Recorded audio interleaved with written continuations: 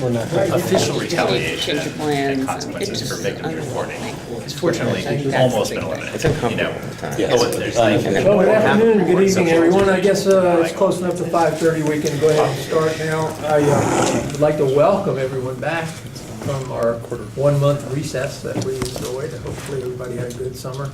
Wasn't too hot the last few weeks. It was sure hot the first part. Looks like we're not done with summer yet, but welcome back. Thank you for coming tonight. And the first item on our agenda is the review, which at this time, all of you all know Carter, so the introduction's worthless, but anyway, Carter's back with us. So Carter, I'll turn this over to you for that part. So tonight you're going to have a conversation about the crowd management and control policy, and after the chief's presentation, a lengthier discussion on the officer veteran response and a mental health crisis policy review. We've got some guests coming in for both of those topics. Thank you, Carter. Okay.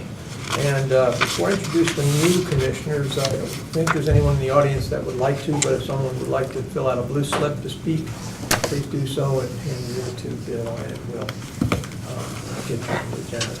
Thank you. So we have new commissioners today. First, let me start with the internal commissioner who is coming to us from Civilian Review Board, Steve. We're glad to have you here. We've been to the meetings where Steve was, the joint meetings that we've had between the Civilian Review Board, and I know Steve to be a good person. Yeah, so we're glad to have you. Thank you. A good sense of what's going on in the community. Thank you. And we have Scott Nowicki, who, this is his first meeting, correct? Second. August meeting, second. Okay, so you were here in July. And Marshall, I know this is your first meeting, Marshall Wilden. We welcome you both and are glad to have you as part of our commission. Both community-oriented people who are very interested in what's going on in Eugene. So very good to have you on the commission. Thank you. With just one other thing, before we get to public comments, if any of the commissioners have anything that they did over the summer that they think is really cool, it'd be a good time to tell them your comments, okay? All right, so now we're to public comments. I don't have any here, and I don't think anybody is speaking, so we'll move on to the next item, which is, oh, we have to skip that item. Okay, we're missing former Commissioner Rhodey, who's not here, so we'll go on to the commissioner comments. The way we work this for the new folks is whoever would like to start, used to start somewhere, and then everybody go, oh, don't put me under pressure, so we'll go around the table. So anybody feel like starting? Oh, Edward, go ahead. Sure, go ahead, say thank you. I noticed in our minutes from somewhere back here, Mr. Walker apologizes for not holding police commission officer elections last year. This stuff happens. And I will tell you that I sat in this room doing the year's work plan for the Human Rights Commission about a month ago. And as I'm looking at the piece of paper in front of me that outlines the various tasks that the Human Rights Commission could be taking on, I noticed that it tells me that my term of office as liaison is 3 years, not the 1 year that I've been renewed for the last 2 years. So there is at this point some question among city staff as to how to get this to reconcile. But I'm here. Either I'm here because I was elected for 3 years, 2 years ago, or I'm here because I was elected for 1 year in January. Take your pick. That's about the most interesting commission-related news that I have from the summer. That was a surprise to see that in front of me on a piece of paper.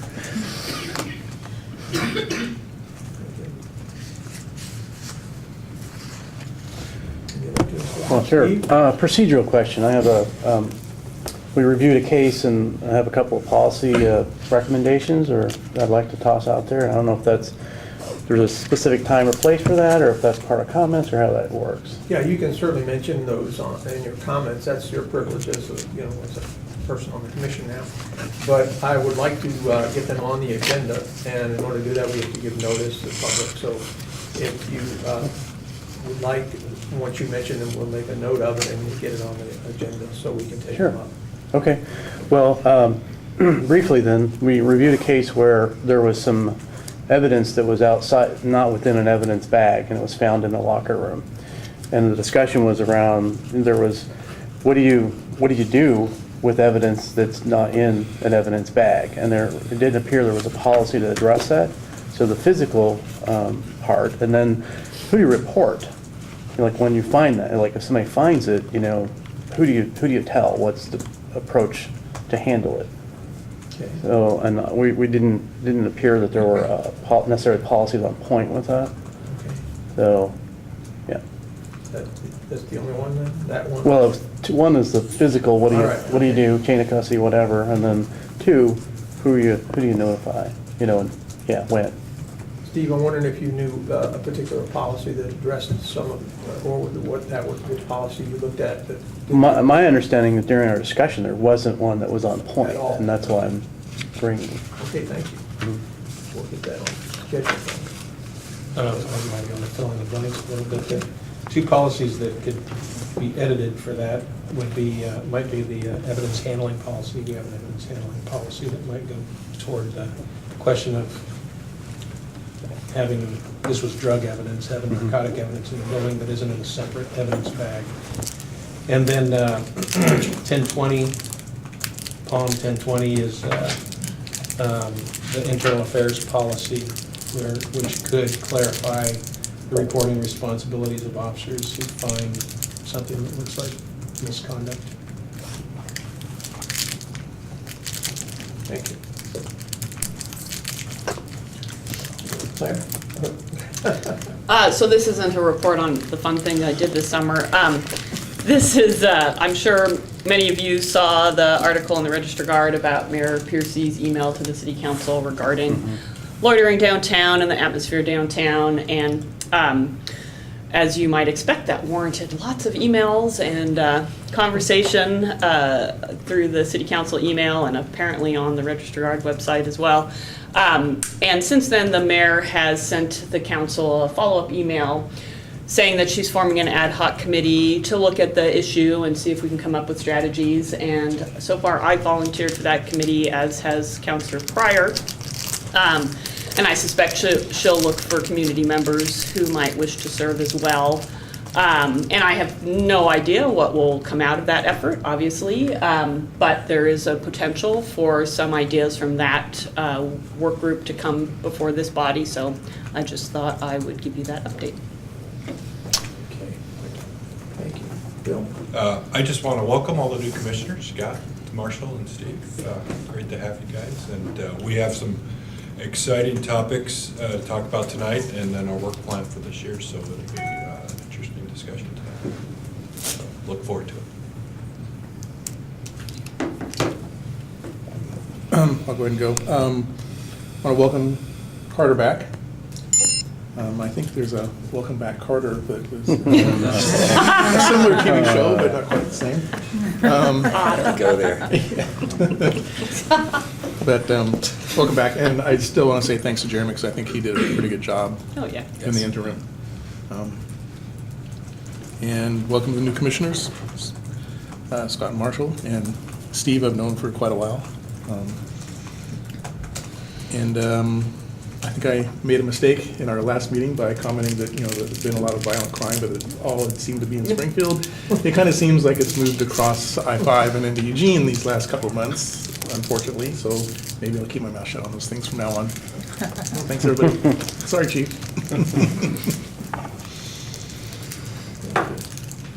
Anyone else wish to, comments? Okay. Move on to the next item on the agenda. Review of the June and July minutes. We did not have a quorum in July, so we could not approve the June minutes. And if there are any corrections, now would be the time to bring them up. We have time to read them and go through them. Anything to give you heartburn here, let us know. If not, I'll take a motion to approve the minutes for both June and July as printed. So moved. Second. Thank you. All in favor of the motion, say aye. Aye. All opposed? I would have abstained, only because I wasn't present. Okay, that would be a good thing. So once then,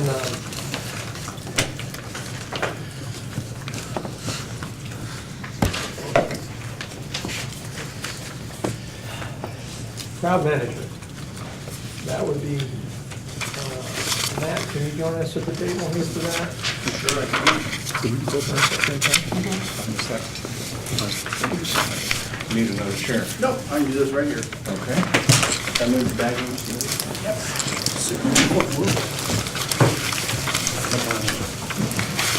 So I won't, I'll just be ready to field questions. I won't belabor the few changes that got made from our last meeting. I can hardly remember it from July, but there's a memorandum in here that cites the specific changes. You know, the only real thing was, it may not be entirely material, but the civil disobedience definition, I just kind of cobbled together through a couple of definitions of civil disobedience that seemed to make sense to me, but hopefully it makes sense to the group. So I'm happy to answer any more questions or take any notes about additional changes. Thank you. Commissioners, notes, questions? Jim? There you go. Well, since it was one of the things I recommended last time, it was in, it didn't get changed, and there might have been a reason for it, so. It was in 404.6.3, D.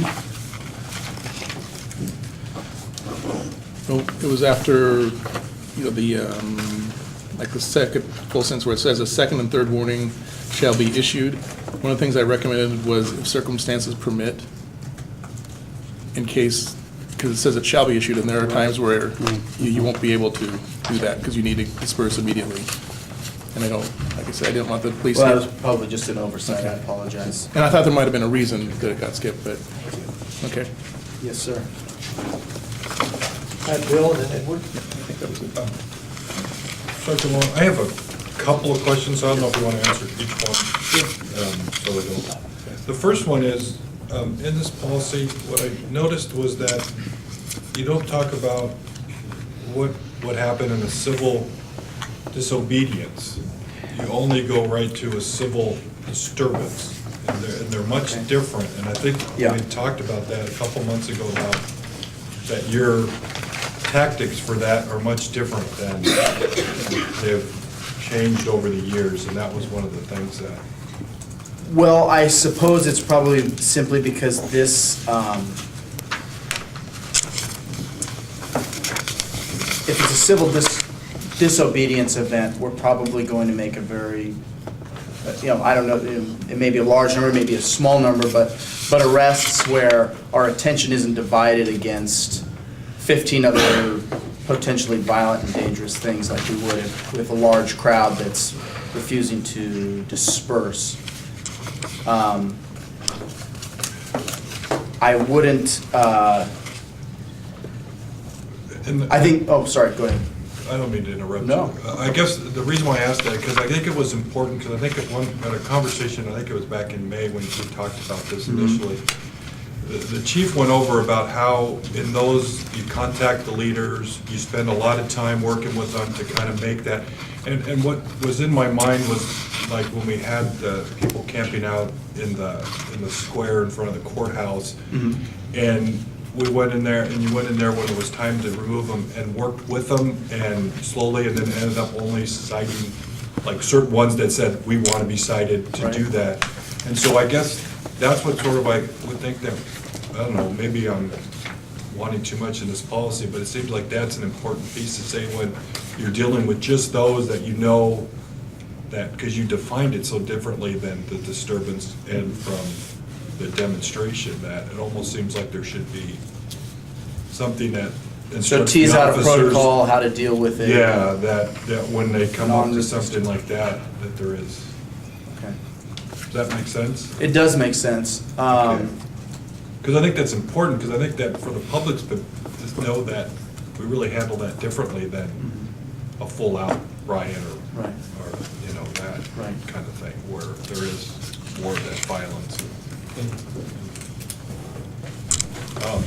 And I think the other question I had was in the first 404.2, and it's just changing the wording, just, I think I would like it, and I don't know if everybody else would, but in that sentence, the second sentence where officers encountering such incidents shall adhere to this policy, I would like allow the exercise of the First Amendment rights to be the first, and then to protect life and property as the second and third in that?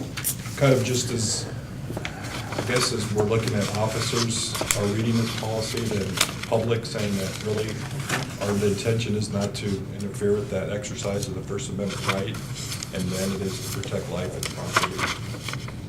I don't know, it just. I would respectfully as I know how, disagree for the Okay. simple reason why. I bet you'd rather me protect your life than your First Amendment rights. If we were gonna just come down to what we need to protect now. Police officers know, all of training and case law goes to, when we take the big steps and we detain someone's liberty or take their life in defense of another person, priority of life always has life has the highest priority. So that's what made sense to there. If the group would like to jumble these around, I don't think anybody's going to misinterpret or wouldn't be able to identify that my life is more important than, say, my property or something else, or my right to speak without being impinged upon by the government.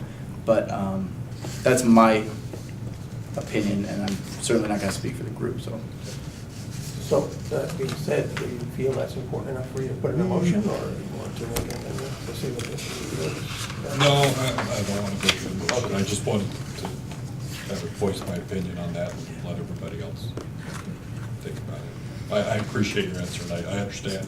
I kind of wrestled with that too. I think Sure. life is, that, but I guess I was looking at the other two, demonstration or civil disobedience, Right. not that. And chronologically, that's usually what will come first, is this, it's going to be a group of people presumably exercising First Amendment rights, and then it leads to these bigger situations where now life and property are at risk. So I can certainly understand how to. And I understand your thinking too, so I appreciate it. Yes, sir. That's it. Okay, I have Edward, Steve, and then Claire. I think I agree that there needs to be within the policy an actual decision tree. Here's the officer arrives on scene, or the first supervisor on scene. This is violent, nonviolent. Disturbance, simply a demonstration. Right. And then policy that flows from that division. Does that make sense? Yes, sir. And it's more typing, but that's what computers are for. Mhm. Would be my thought on that. On the question of civil liberties over the protection of life, over the protection of property, this is just my personal take on it, but to me that goes, you protect life, you protect liberties, you protect property. That may not be what the law says, nor what the department's policy is. That's just my take on it. I'm just throwing that in there. In the definition of civil disobedience, having been there in my youth, it is not always an intentional violation of the law, but it may be a violation of instructions given by an officer of the law. In other words, people may be lawfully assembled, and it may be the decision of the incident commander that that's just too many people in a bad mood in one place and you all should disperse now. Where they are and what they're doing may not be in and of itself illegal. Once the order is given, that disobedience becomes disobedience to a lawful order. But you might want to make that distinction. Sure. So not everybody goes into it thinking, I'm going to break the law. Right. Mostly they're thinking, I'm going to make a point. Not everyone thinks about the consequences. Question asked about, and I love that the order to disperse gets designated dispersal routes. Hats off to whoever added that in there. That is brilliant. The observation that there might not be time for a second and third warning. The reasonable amount of time between warnings might be 30 seconds if there's a crowd bearing down on you with sticks and Molotov cocktails. I don't know how we write that in there. You follow what I'm saying? Speaking about I would just insert a wording like, if practicable. There you go. I think what I said was if circumstances permit. Yeah. That's what I recommended. I'm saying, yeah, what you said made sense. I'm done. Thank you. Thank you. I got Steve, Claire, and then myself. So, thank you. On the civil disobedience section, and I may not have the full context here, but the second sentence in relation to the third sentence, where it says, mere dissent, protest, or disobedience of the law in relation to an act that's nonviolent, open, visible, illegal. Is disobedience of the law illegal? Or are we treating that differently? Because, I don't know, like, disobedience of the law, I would think that that's illegal. Right. You'll have to forgive me, 'cause I didn't follow your entire question. I want to be able to answer it. Were you posing a question, or just like, Well, I'm not sure, like, the terms don't make sense? well, it's, you know, the one is, it says, like, a mere disobedience of the law is not enough to qualify, right?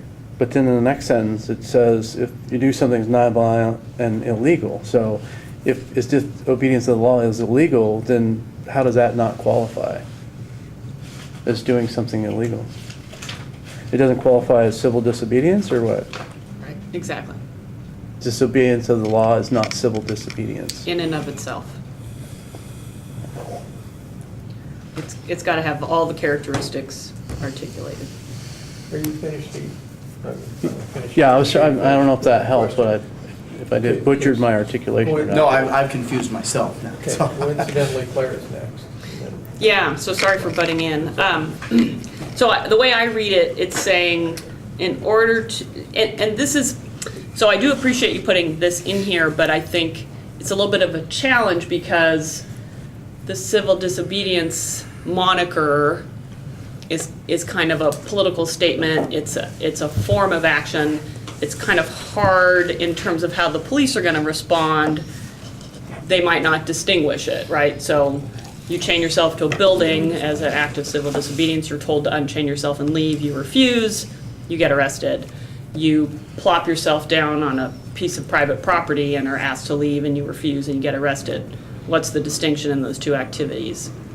One is a political activity, one is I broke the law. You know, so Yeah. we're trying to help articulate a distinction for officers so when they approach a scene, you know, they're coming with a mindset that kind of matches what's happening in terms of the illegal activity that's being engaged in. Does that make sense? So I think what has been articulated here, that in order to consider the illegal activity civil disobedience, it needs to meet these criteria. So the officer can think, all right, what's our protocol if someone's engaged in civil disobedience versus they've just decided to break the law? All right, what? Can I say, is that right if I say something on that? You need to get back in the queue. This seems like it's a discussion here, so I'm going to let that, allow you to go ahead and respond. Okay, and I had more to say too. Okay. Go ahead, sorry. Okay, so I like Commissioner Whalen's suggestion to add some, a section that articulates a little bit of the policy that I think you kind of have in place, but might be more of a managerial policy than a frontline officer policy Or for civil just a disobedience. disobedient type Yeah. track Yeah. of a group, yeah. But I think it would be very helpful for officers to kind of have that clarity, like, you know, I think Ed is correct that sometimes it's spontaneous, it's not necessarily planned ahead of time, but other times it is planned ahead of time, and then you can have some heads up, you can have some preparation, you know, people can make their political statement, they can engage in, you know, that First Amendment activity and deal with the consequences, and officers can respect that and deal with them appropriately within the law. So I would support, and I don't know if we need a motion to do it, it seems like you're open to the idea of adding that section, but I would encourage you to add a specific section on how officers approach an instance where they know or believe civil disobedience is being practiced. We'll do that. Is there a consensus on this? Does anybody have any objection? If not, we'll let Matt add it. That sounds good. I was gonna say, a lot of that's kind of in the general management of crowd. That seems to be more. Some of it is, yeah. More toward where the civil, like, for example, it talks about a lot of times you know in advance, so you want to get all this other information knowing that something's going to happen in advance, so. Okay, I'm a little rusty, but we're really getting out of turn. I'm going to have to put everybody Use back your in the mallet. queue. Edward, you want back in? Well, you're already in, so you're after me. Bob, Bill, Edward, Steve on the queue line. Who else? Jim, you want it? You want back in? Oh, that's fine. You I good? said right. Okay, So my thought was, and the reason I wanted to say was, I think if we look at this like two alternate tracks, there's the First Amendment here, and then there's everything else here that's going on because you're practicing the First Amendment. So what we have is, in my opinion, everything's fine with the First Amendment, and everybody's all fun and games until somebody loses an eye, and then it's not so fun and games. So we have, the actions that the police have to take in regard to the First Amendment, and that covers everything else in the policy. So I think, that being said, the policy should say that life and property and things like that are important to the people involved in the area, certainly the protesters, the people who are involved and live in the area or happen to be in the area when this happens. So that part, I think, is a mechanical thing, and I like the idea that the concept is, and always has been, the First Amendment it is the First Amendment that has the Constitution, so it takes precedence, but I just wanted to add that in there. I'm done. Bill? Okay, one thing I forgot to talk about, and also I forgot to thank you. You did a great job on the subject. This is a really good policy. I like it, well written on that. The piece I want to talk about is in 404.6.4, under A, when you talk about crowd dispersal. And your last item about the show of force, when you talk about armored police vehicles. Say the number again? It's 404.6.4, it's page 4, approved crowd dispersal methods. Yes, sir. A, that sentence about the display of force. Yes, sir. Armored police vehicles, recent history of trying to quell demonstrations and that with use of those. And then also, when I read the copy of the President's Task Force on Policing 21st Century report, Yes, sir. there was actually parts in there that talked about not showing those armored vehicles or even using armored vehicles in public demonstrations or these kind of situations. So I don't know, to me it just seems like maybe we shouldn't have that in there. I know that may be something that as a last resort, if it gets really violent of bringing that out, but I just think as in the policy as being one of our. We're in the initial phases, like, it's on my to-do list, to codify the department's use of armored vehicles. I can tell you now that our training and our practice around it, I mean, it's not codified anywhere, but no one would use it in a manner that deviates much from what I'm about to say, is that they would use it as, like you're saying, sort of a last resort for a very violent or overwhelming crowd. And it wouldn't be used to move or maneuver people, like physically, like we won't drive it into people, but we'll use it to provide as little standoff with the group as we could, and maybe deliver chemical agent gas, tear gas type thing. It's much safer to do that and just drop it out of the side of a port than it is to hurl a 6-pound canister into a group. So there are advantages to protect from collateral damage and to protect officers. I haven't read the entire President's Task Force report. I have read the part that you're discussing about as it relates to the demilitarization of police. And I've seen some of the technology that departments have invested in, certainly not us. But the Lenco Bearcat is predominantly simply a defensive vehicle. It's a defensive measure for our officers. It'll protect them from projectiles and, well, even rifle rounds, which wouldn't be likely there. But so I wouldn't want to take that away from them as an option. And it would be a very last resort type of an option that's at the discretion of a watch commander, not just a patrol officer. And I guess I would be much more comfortable knowing that we have those policies, or those policies will come before, that you're working on those, because I think that's what everybody's worried. We want to know when those could be used. And do that There's a and then command I think directive it's- that's been published Okay. recently, and if I'd have known ahead of time, I would have brought it for the group, or we would have included it, Carter and I would have included it. I didn't know it'd be a discussion point tonight, that's my error, but Yeah, we do maybe- have maybe- some limited guidance from the department that will soon take the form of a policy. Okay, good. That makes me feel better about it. Yes, sir. Carter, when that happens, you can send it out to the commissioners. Thank you. But Carter will send that out to the commissioners when we get that policy. I have Edward, Steve, and Jesse in the queue. Coming back to this definition of civil disobedience and the inclusion of that phrase, mere dissent, protest, or disobedience to the law, I realize that inserting run-of-the-mill disobedience of the law doesn't sound quite as professional as we're aiming for here. But it does feel like that's what we're trying for here, is kind of the distinction between the rights-protected assemblies and, say, a beer riot. So I'm a little concerned that that phrase is very unclear, and we somehow need to work that distinction between why have people gathered and why is the department confronting them over that gathering. And then in the general management of crowds, it jumps right into discussing about First Amendment activity, but not about beer riots. I'm just thinking we might want to, these are things the average citizen can understand. These are two kinds of places where you would see tactical gear trotted out in Eugene, is beer riots and political demonstrations. So making that more understandable to the public might be advantageous, I think. And that's all I have to say. Okay, Steve? Thank you.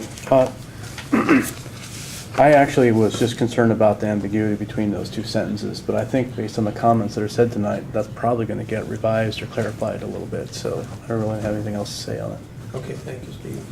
The biggest, if the group thinks we can word it in a way that, I mean, in the end, you're exactly right to point out, the community reads these, but who we really need to make sure understands it is just, is the officers. That this is a symbolic type of an act. I mean, people can think back to, even though I didn't experience it, the civil rights protesting, the civil disobedience. It conjures up a idea in my head, just the term. So if we can just get it onto paper, so if there's suggestions on how that should look, I'm happy to amend this as it needs, as long as we think that it's going to conjure that idea in the head of an officer who's kind of, this isn't a violent protest, this is somebody who is symbolically objecting to some government action or something, and they want to peaceably be arrested in protest. And so if we hit that. We're allowed to stand there for 10 hours. Right. Okay, we have Jesse, Joe, Claire, and Raquel in the queue. So I sense that the discussion is going to go on a little longer. So I think if it's all right and the commissioner will indulge me, I'd like to take a short break here to make a presentation for someone special in the crowd. George Rhodey, would you come up, please? Be privileged. Where do you want me? Come right up here. Thank you. George, we wanted to express our thanks for your time on the commission. And we prepared this little plaque for you, courtesy of How come the Citizens Review Board doesn't do this? And especially went to the trouble to get you a little stick on them if you want to just stick it out without hanging it with nails and screws. I'm a nail guy. Okay, I kind of figured that. But we want to thank you for your time on the commission and all the effort. We're going to miss your comments. You were so insightful and your spontaneity at the meetings has been fun. And so Yes. we're going to miss that. And we wanted to thank you appropriately. So thank you for coming tonight to accept that. And I wanted to thank you. I've learned so much from you. Thank you so kindly, and Jesse, and there's Jim, and all of you. I have learned so much from each and every one of you about what your passion is and understanding that there is so many different stories and so many ways to do different things. And thank you very kindly. I appreciate it very much. Good luck, Rich. Thank you. Dennis, I want a picture with you, Pete. And Bob. See, my phone froze up. Did A it? little closer. That's, We need to, get close enough to see Pete's wrinkles. Yeah. You don't need to be that close for that. These things have zoom lenses. Yeah, zoom right in on them. Thank you very kindly. Thanks, George. Take care. Okay, thank you, Commissioner, for indulging us, and we'll go back to the queue, and Jesse, you're next. Bill, thanks for noticing the armored police vehicles. I read this darn thing and something like that didn't jump out at me. It does concern me. You got a Bearcat right now and we've got a command that is trustworthy, but that's not necessarily going to be the case. And this policy needs to dictate what future department personnel are going to do. And it's right there next to bicycles. I don't see them as being equal. And we can say that a commander is not going to put it out except in special circumstances, but it concerns me that it's right there just listed as one of the regular tools. And it's not just the Bearcat, a defensive vehicle, it's just armored police vehicles. Okay. Well, we also have a armored Humvee that could be used, that would offer some defensive protection as well. So I didn't want to just say the Bearcat or the Humvee. I just left it that term, but we could certainly specify the names. I think a lot of this is what it's going to look like in the news to the public. And the pictures of the police coming down on citizens with military equipment. We don't want that in Eugene. That's my opinion. I have Joe, Claire, Raquel, and the chief is in the queue. Yeah, I'd like to echo those words that Jesse just mentioned.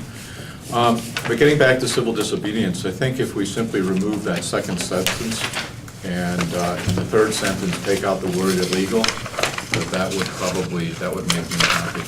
I think it would be a good definition there.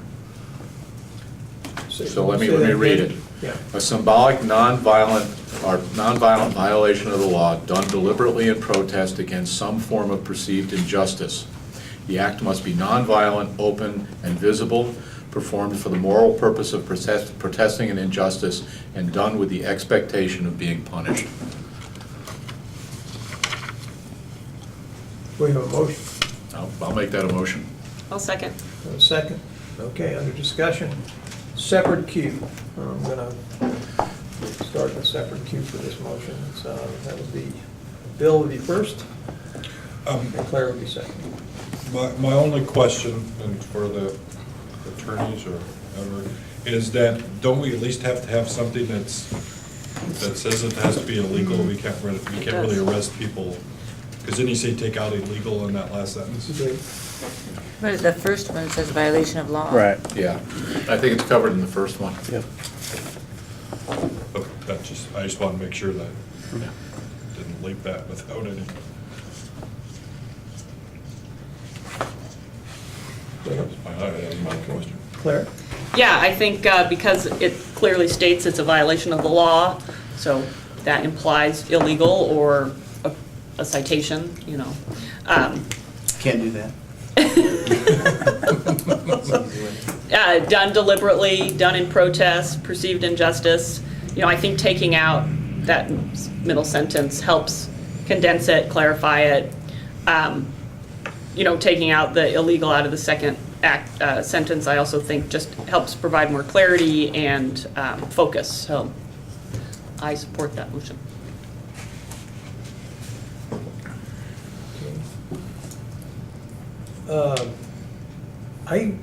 I've had myself in the queue after you guys, so I'm gonna say, I'm a little concerned by taking that out, that you've now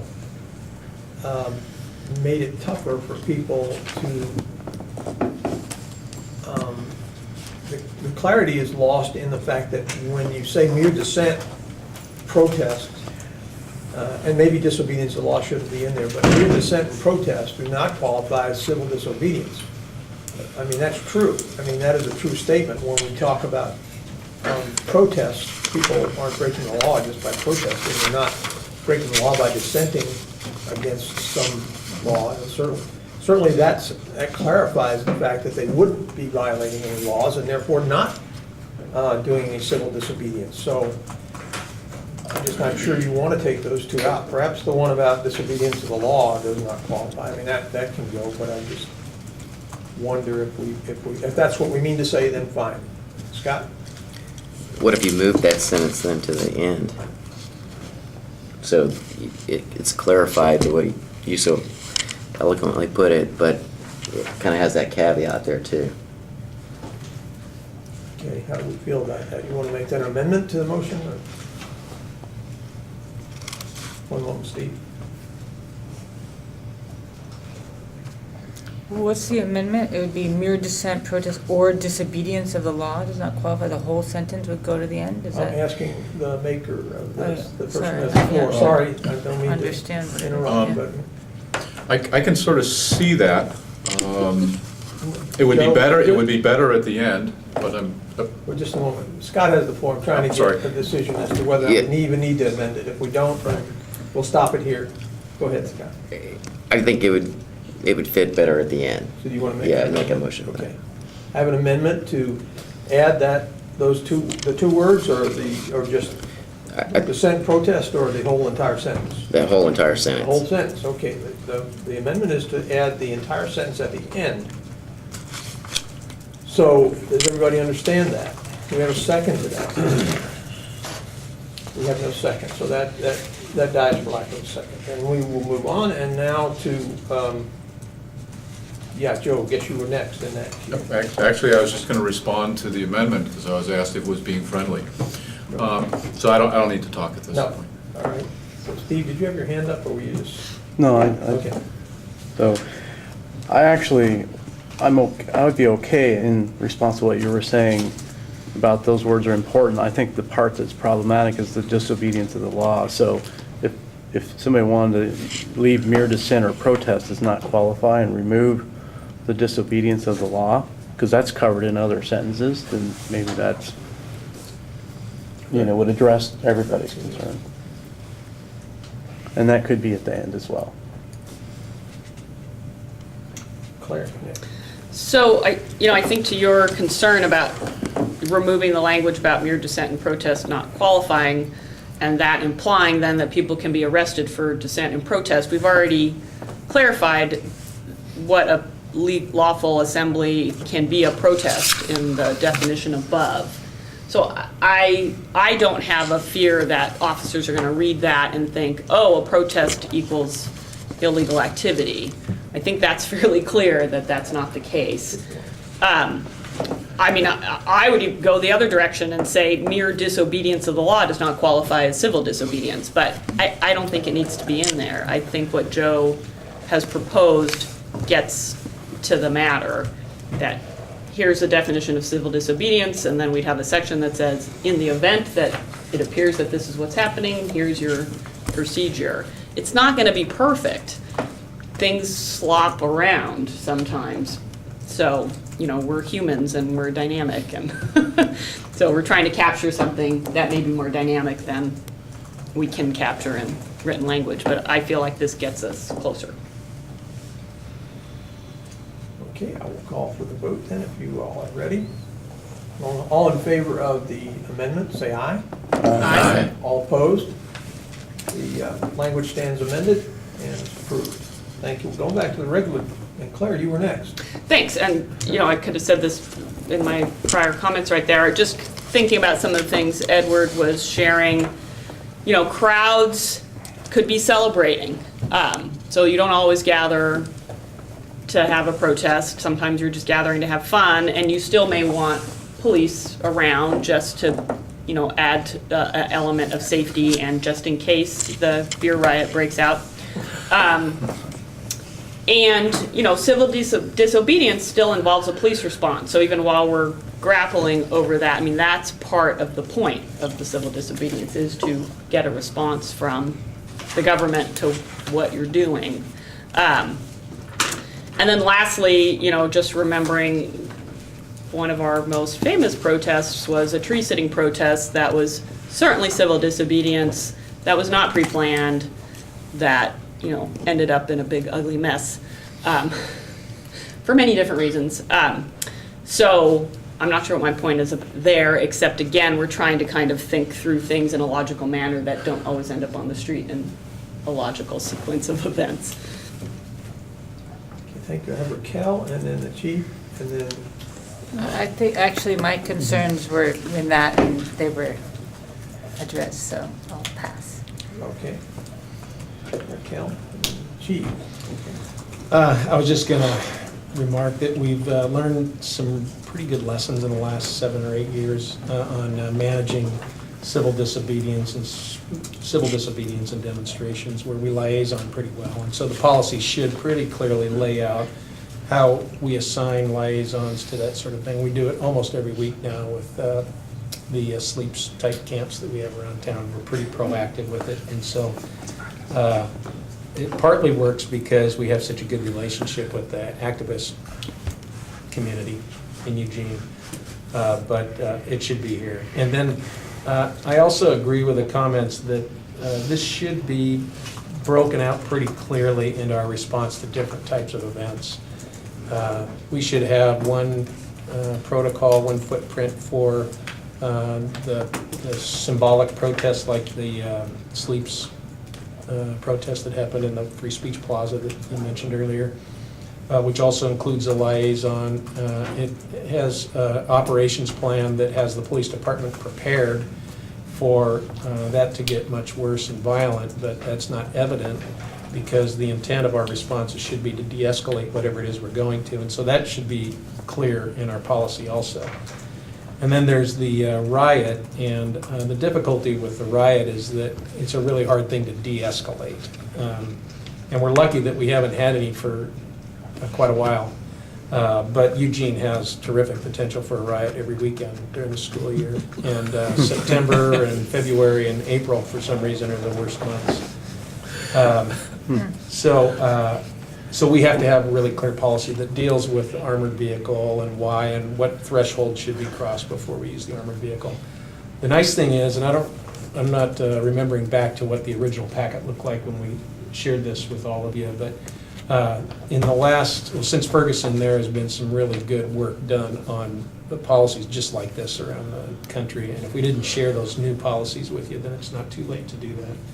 And we can see how different agencies have broken them out. Thank you. Good. Good. Marshall. I appreciate the focus on de-escalation and redirection.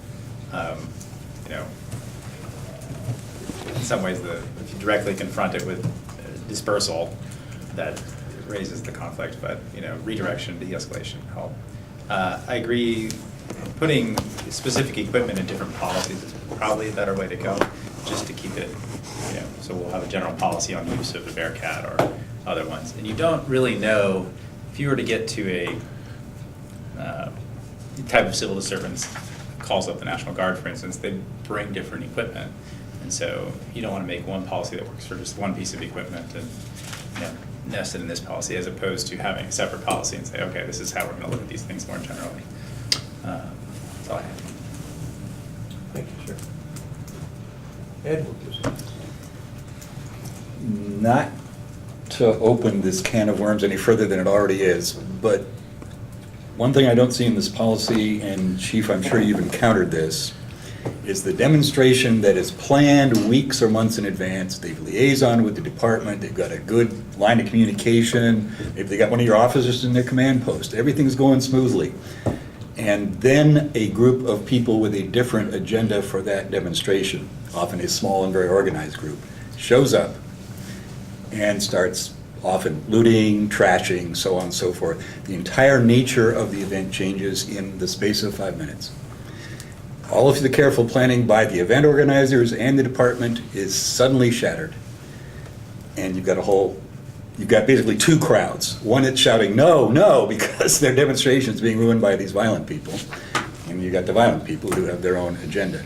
And I'm not sure where that would fit in here, or if it needs to, or whether it's covered in other places. Yeah, I can respond. And it could be that this should be included in here, but there is, intelligence gathering that happens before every demonstration. And so much is accessible. Any good planning anymore involves social media. And to get anybody to show up, it has to be publicly accessible. Yes. So those kinds of things do happen, and we're often aware of them before they do. And so we have contingency plans for them. And sometimes we have to act spontaneously, we'd be able to react spontaneously, not anticipating it. But it is something that we're familiar with, and like I said, we've been really fortunate in the last 10 years to not have riots. The downside to that, which is what they experienced in Baltimore, is that they hadn't had riots for so long, they didn't have equipment or training, and an organization like ours can get to a place where we think it isn't going to happen again. Yep. And then when it does, it goes badly for everybody. So it's good to have it covered here, and we can find a way to include that sort of thing. And the other thing I wanted to comment on in terms of uses of equipment, sometimes you don't know what you're going to need before the event. At the beginning of the Iraq War, there were huge anti-war demonstrations in San Francisco. I participated in some of them, and I and many other people left promptly when the looting started, because that's not how we wanted to demonstrate about that. I didn't see that that made the point. Over the next several days, something very disturbing happened. There was a large demonstration. It started out peaceful on Market Street. Suddenly there's a smaller contingent of people who are throwing things at police officers and breaking windows. And by pure luck, some bystander 3 blocks away finds a whole stash of Molotov cocktails in a hedge. Well, they just called 911. In fact, they called the non-emergency number. And it was, again, an instance of pure luck that a citizen was listening to a police scanner, heard that, and had the thought to pick up a cell phone, call one of the incident commanders in the police down on Market Street and say, have you got fire extinguishers? Because it's not just who the Molotov cocktails get thrown at that catches on fire. Sometimes they break in the hand of the person throwing them. And as I understand it, for the next half hour or so, the big block stores south of Market in San Francisco had lines of cops buying fire extinguishers because they didn't have any, not for that purpose. So I don't know if we want to put something into our wording about equipment as needed that doesn't leave the door open for, we didn't really need an M1 Abrams for that. But sometimes you don't know what equipment you need. So specifically giving a list to the department and saying that's the list we've given you might not be what we want to do in this document. Thank you. Jim? I think what Edward's comments are kind of covered in there, because it does say these crowd dispersal tactics include, but are not limited to. So I think that language is already there. Anyone or a combination of the following. So it kind of brings out the major things, but we're not limited to just those. So I think that may cover what you're asking. It covers a lot of things. Yes, it does. Okay, I have Joe. Oh, already. Yeah, I guess listening to folks, I am bothered by putting the display of force at the top of the list, and, using batons and the like. Maybe it would be good to move it to the bottom of the list, so that, in other words, people do these other things first before they get to displays of force. So I'm going to suggest moving number A in 404.6.4, probably before D. So in other words, move B up to A, C up to B, and then A to C. And that might change some of the tone of the document. Do I have a second to this suggestion? No. All right, guys, for lack of a second. Oh, Anyone else? no, Raquel. Second, yeah. Oh, I didn't see your hand, I'm sorry. We have a motion and a second to move the top, number 1 in that 406.4.6. I'm sorry, Swap. 406.4 and to the bottom. No, to prior to D. Oh, prior to B, I'm sorry. Okay. Prior to D. So move B to A, Okay. move C to B, and move A to All right. C. Everybody understand that? I'm going to start a queue on this motion now. We got Matt, and then I saw Edward's hand up, and then I saw Jesse, and then I saw Claire.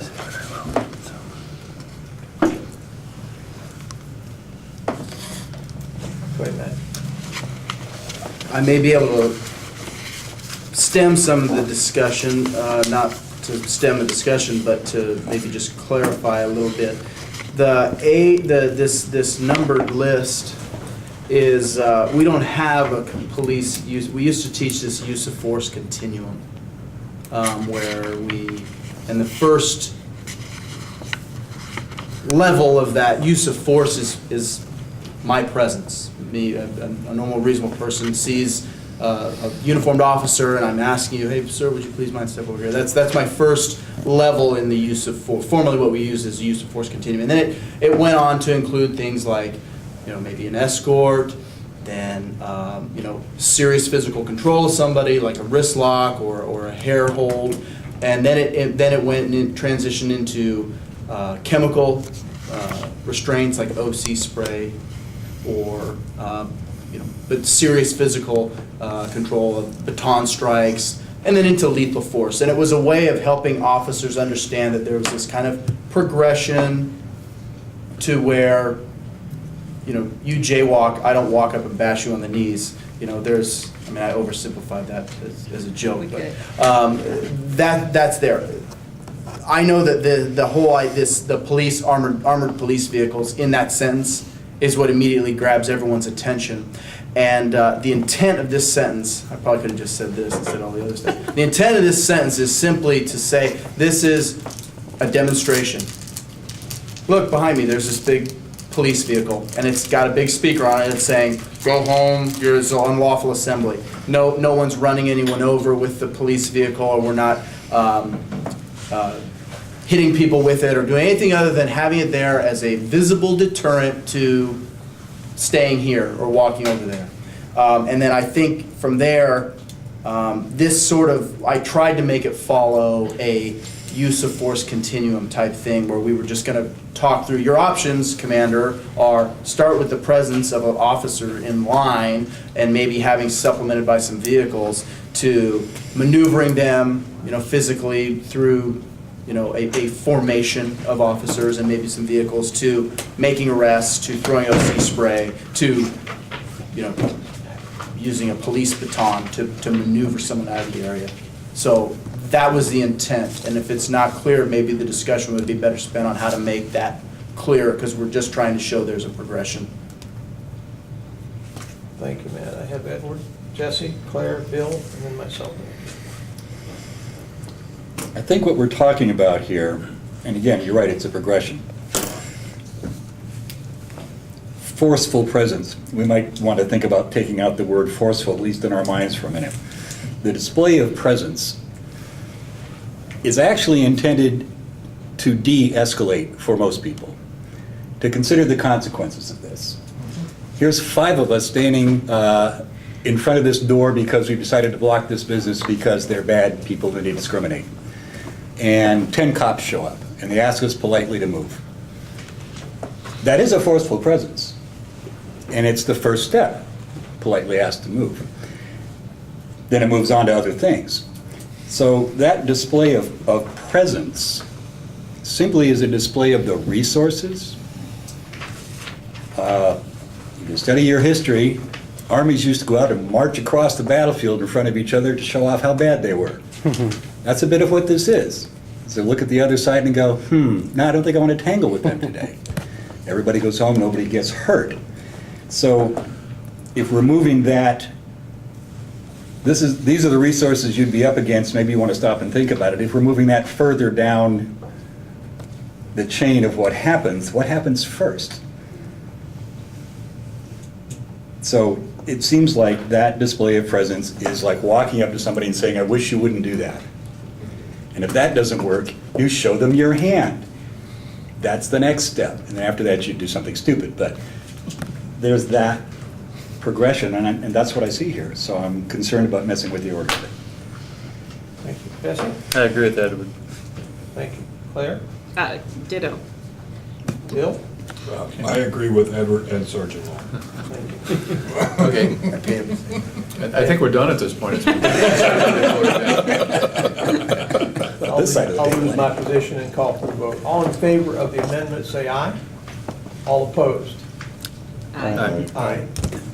Okay. Yes, it's something. We got, I guess you need a show of hands for the actual vote. Or, what? You can, was it unanimous? Yes. All opposed to the motion, raise your hand, please. That way. Okay, everybody, yeah. The record show you voted against this. All right, thank you very much. And now, we've reached the end of our queue, and so I'm going to ask, unless there's something else that we missed here, that we go ahead and vote to approve the policy with the amendments that were made here tonight, the one amendment that was made here tonight. Claire?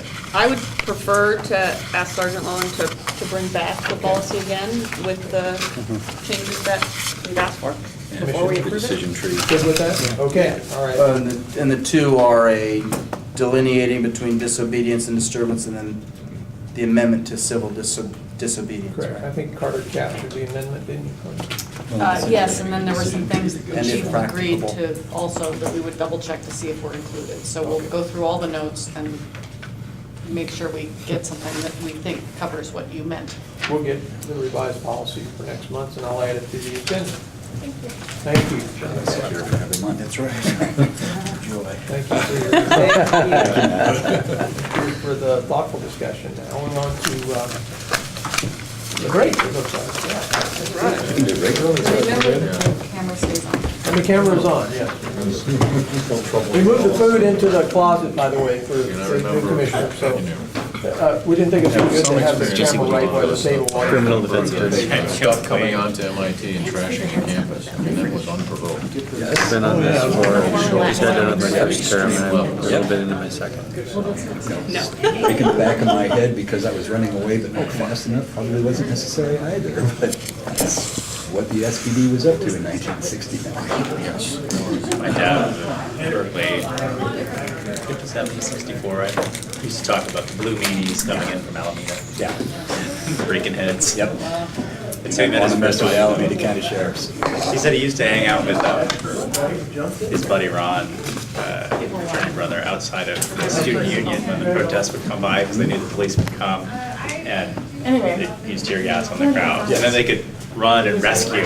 So the damsel in distress. I guess I met his first wife. I had no idea that was going on around us. We were just busy rescuing each other. Yes, well, you know, he was perhaps, you know, Yes. more pragmatically but ideologically motivated at that phase of his life. Get it. He made up for it later, but Thank you, Ed. So did it seem that people agreed with what you suggested, taking out the word enforcement? Well, I don't know that I suggested it except in our minds. Well, you said something like, well, maybe we should take out forceful. Well, It was I maybe. think what I was trying to say was we should take it out of our thinking in this sentence because it's hanging people up. That's what I was trying to say. Well, take it out of our the thinking. wording's not great. Just take it out of Yeah, the. I didn't suggest taking it out of the word. Yeah, I See, for had me, trouble, I- thank you for clarifying, because I didn't understand what was going on there at all. I think, I guess Matt clarified it, but because of that word enforcement, what is it? So I the sentences wasn't are going kind of to use the most obvious way of explaining this, which is the first, second, and third degree. The first degree was, they told you how they were going to torture you. The second degree was, they took you down to the dungeon and they showed you the stuff, but you weren't harmed. So the first one takes about 80% of the people, right? That's okay. You know, Convince me. that doesn't sound like any fun.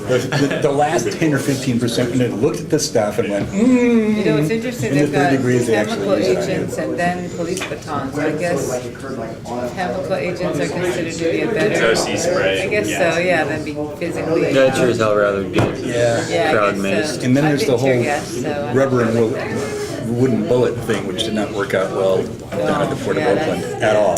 Yeah, it's funny, they used to, I mean, it's part of training in the military to get gassed. Yes. But, I mean, the flip side is, people in the military are by definition in pretty good shape.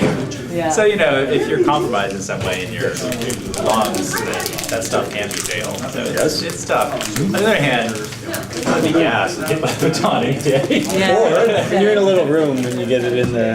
Yeah, I mean, I think you take off your. When a federal marshal tossed a gas grenade out the front door of the U.S. courthouse in Seattle into a crowd of us on the front steps, the crowd scattered and pushed everybody on the right-hand side right off the 10-foot-high side of the step and into a 10-foot-high holly hedge. Yeah. And I went in head first. And I'm standing on the steps of a courthouse. What have I done wrong? And the next thing I know, I'm falling out of this holly hedge upside down onto a lawn. Oh, no. And I look over and I see the photographer for the Seattle Times has taken his extremely expensive camera that he learned his living with, and he's wrapped the strap around his arm, and he's jumping up and trying to bash in the windows of the courthouse. He's so angry at what he's seeing. Yeah. Edward, you seem to lead with your head a lot, don't you?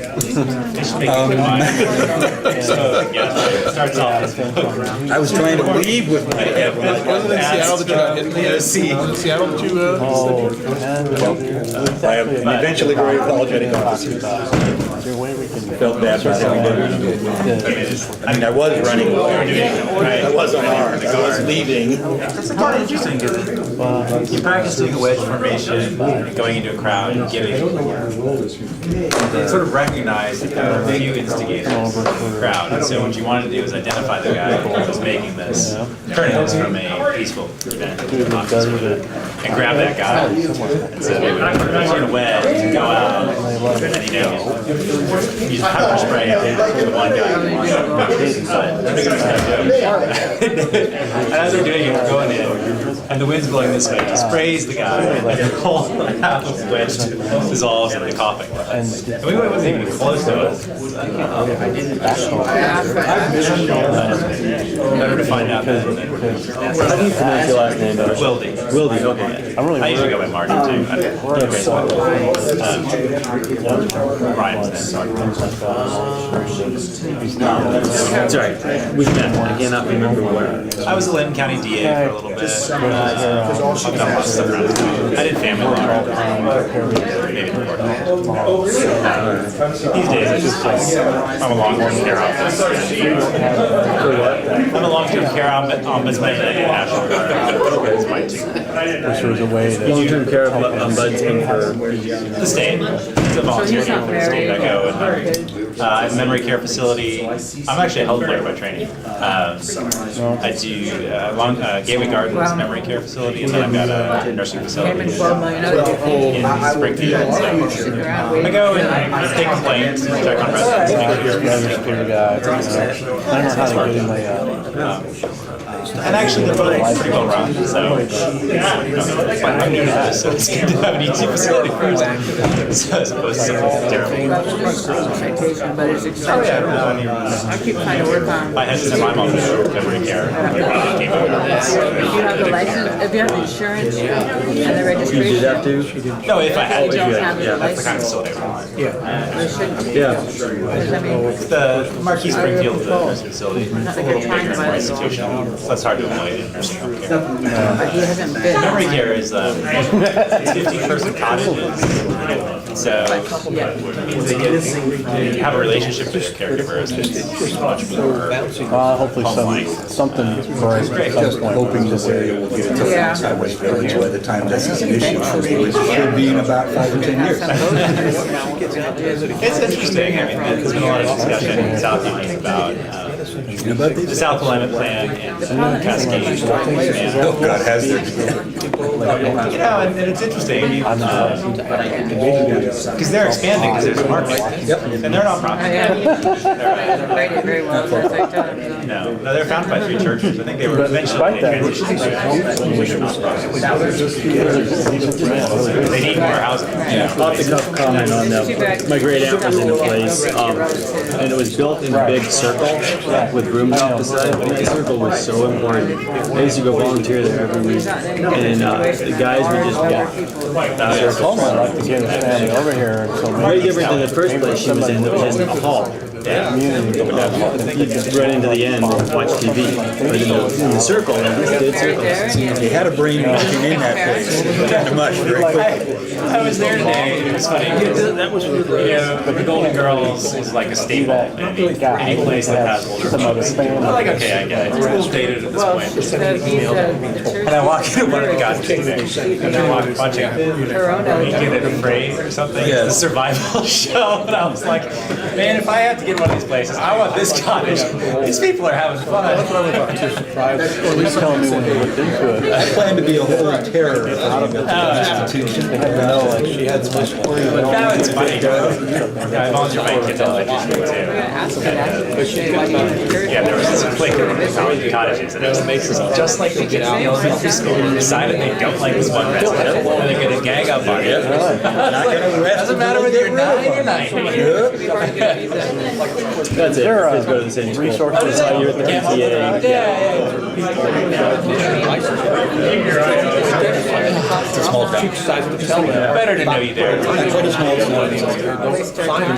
Oh, really? There is. She's going back there. San Francisco is 7 miles on the side. More people, smaller footprint. I mean, if you don't get along with someone, it's not that easy to avoid. So are you, you're still with The tighter you keep the urban growth boundaries, the more you face that. So it's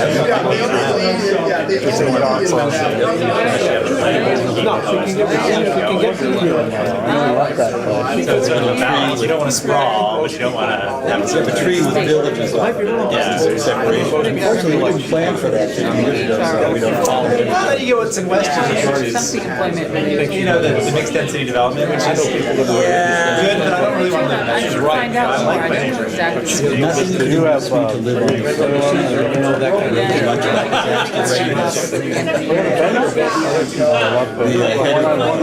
human rights and neighborhood involvement. I know about this. Oh, yeah. Emergency planning for many decades. And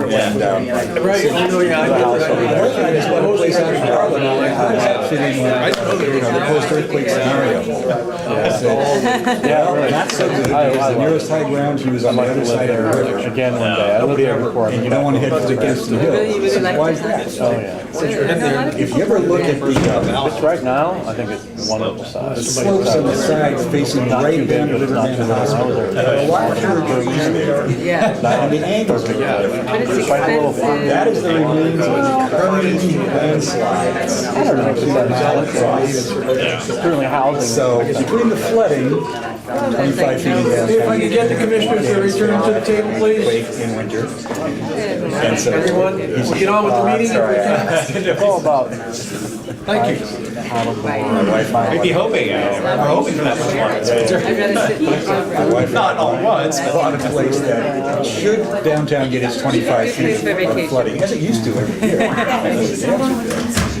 We just need to tie up a boat. Okay, our next segment of the meeting is, our next item on the agenda is the chief's presentation. She's coming. Oh, she's coming. All right. And did you, this says presentation, but we're still, Well, yeah, what we're doing is, for the new commissioners, this is what we usually do. We include everything in the packet, so that you have time to look over it before the meeting, and then maybe make notations on the margins and ask the questions to the chief. So, anybody have any questions about the report? I can. Chief, I should probably ask you, do you want to highlight? Sure, I'll just highlight a couple Yeah. things. You're going to hear, I think it's the next item, what we've learned about response and services available to veterans who are experiencing a mental health crisis in Lane County. And that was this first item under the chief's activities was my attendance at one of the meetings, which is one of the many contacts I've had in the last few months in the development of that. And then the interviews on the 3 radio stations were around the use of force incident we had involving the 19-year-old man in mental health crisis. That's the nephew of Eric Richardson, the president of the local chapter of the NAACP. Let's see here. And then the LECC meeting, that's the Governor's Law Enforcement Contacts Commission.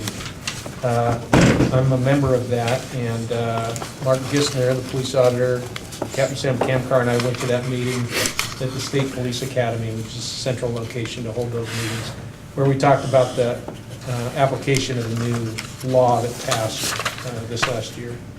The Safe Kits Work Group meeting, legislature in this last session considered legislation that would compel police departments to process rape kits. And it's a good thing that didn't pass, because it would have been a little too wholesale. The state police, which is really the only place to go for rape kits, doesn't have the capacity to process all the kits. So instead, the legislature asked us to conduct a study of the rape kits that we have in our inventories, and so that's what this meeting was about. We've had a couple meetings on that now.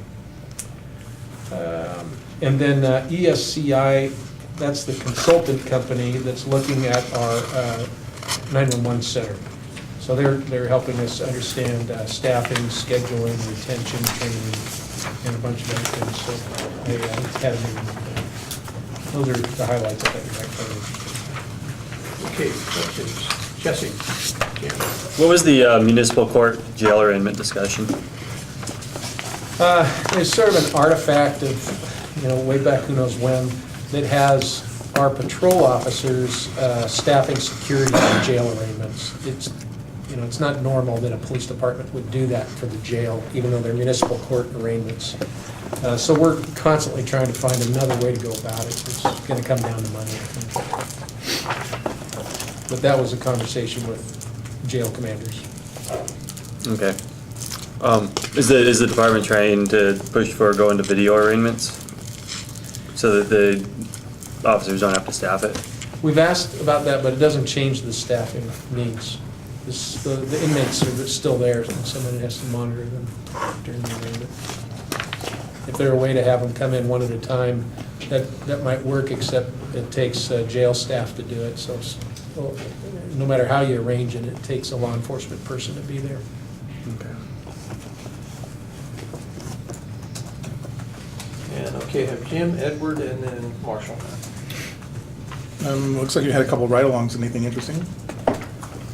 Mostly the conversation that I had with the officers.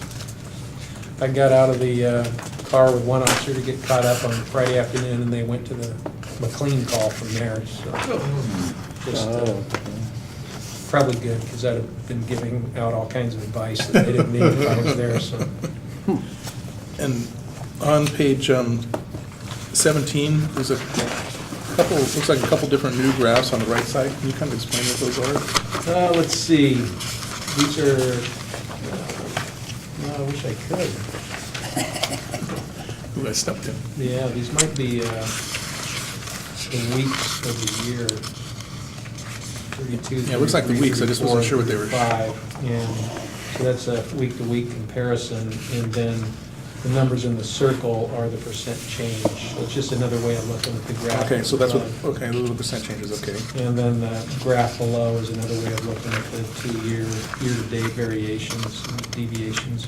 So the graph below tells me we're having a normal property crime year. Okay, and one other question I had, and it's not, actually not in here, but you applied for a grant, if I remember right, a grant for body cams. Mhm. How is that progressing? I haven't heard back. Okay, okay. We should hear by October, I think. Okay, great, thanks. Okay, Edward, Marshall, and Claire. Chief, you may have covered this in a meeting I missed, but I'm looking at hiring process for assistant chief.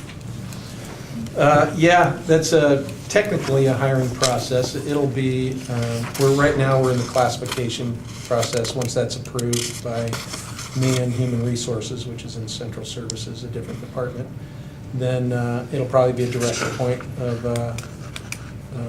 Assistant Chief Durr, who's in an acting incapacity position right now.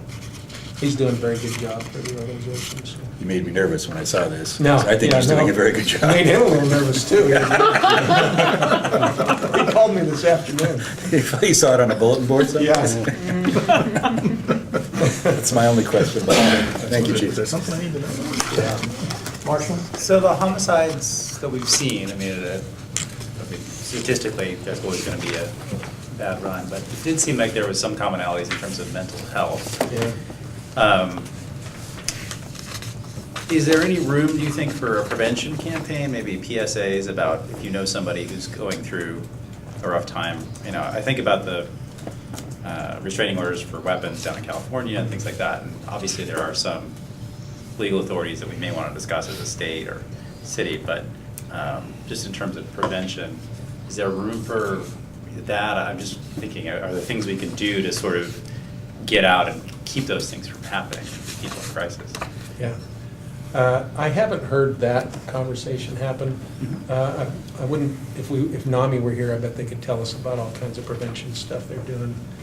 And maybe there is a campaign, a public service announcement type campaign we could do. Right now, those of us who are trying to sort out where to begin with mental health services, it's just sort of an overwhelming problem, and where to begin isn't something we've identified yet. There's different conversations happening. You know, Judge Maury from Municipal Court has organized what's known as the Summit, which meets, I don't know, every quarterly or monthly, and they've mapped out what the services look like. I'm meeting with Judge Maury and Peace Health, and we're trying to understand where best to begin.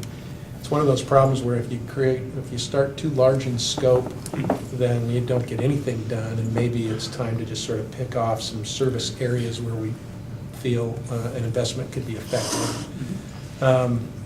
There have been a lot of good, productive conversation following the incident with Brian Babb and the one with Eric Richardson's nephew. I'm sure the city council will get a request to increase funding to Cahoots. There might be a different response profile with police and Cahoots in the future that we could consider, and so I'll be talking with Whitebird manager Chuck Gerard about that. So those are the kinds of things that are happening, but I'm sure a PSA campaign will be part of what we end up with. Oh, yeah, just one thought. They put it a different way. If somebody came to you and said, or came to the police and said, I am concerned about Uncle Larry, he's increasingly off the, not in his right mind, this is what you should know about him.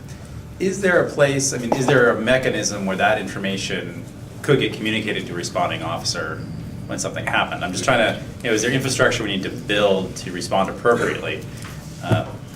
It's easy in retrospect to say, well, if we'd only known, or if we need to know this, we would have done it completely differently. So is there infrastructure we can build to help people communicate that information? Probably not to the degree that we'd want to have. But if someone calls our non-emergency line or they're referred to that, then information can be put into a call, even if we don't respond, that would give us some background if we ever do respond. And if it's about a person who's a danger to themselves or somebody else, then absolutely that's something that'll be recorded and we can use later. Thank you. Thank you, Marshall. I'll have Claire and then myself in the Q&A. So Edward had asked one of my questions about the assistant chief posting. I had the same reaction. Excuse me. But I actually just wanted to take the opportunity to, it wasn't necessarily in your report, or I didn't see it, to appreciate your department's response to the protest camp that was on Northwest Expressway on a combination of private, city, and county land. And you all weren't privy to some of the emails that went back and forth around that, but there were, I thought, some unfair emails from county commissioners asking you, why didn't you do this faster? Why didn't you coordinate better with the sheriff's department?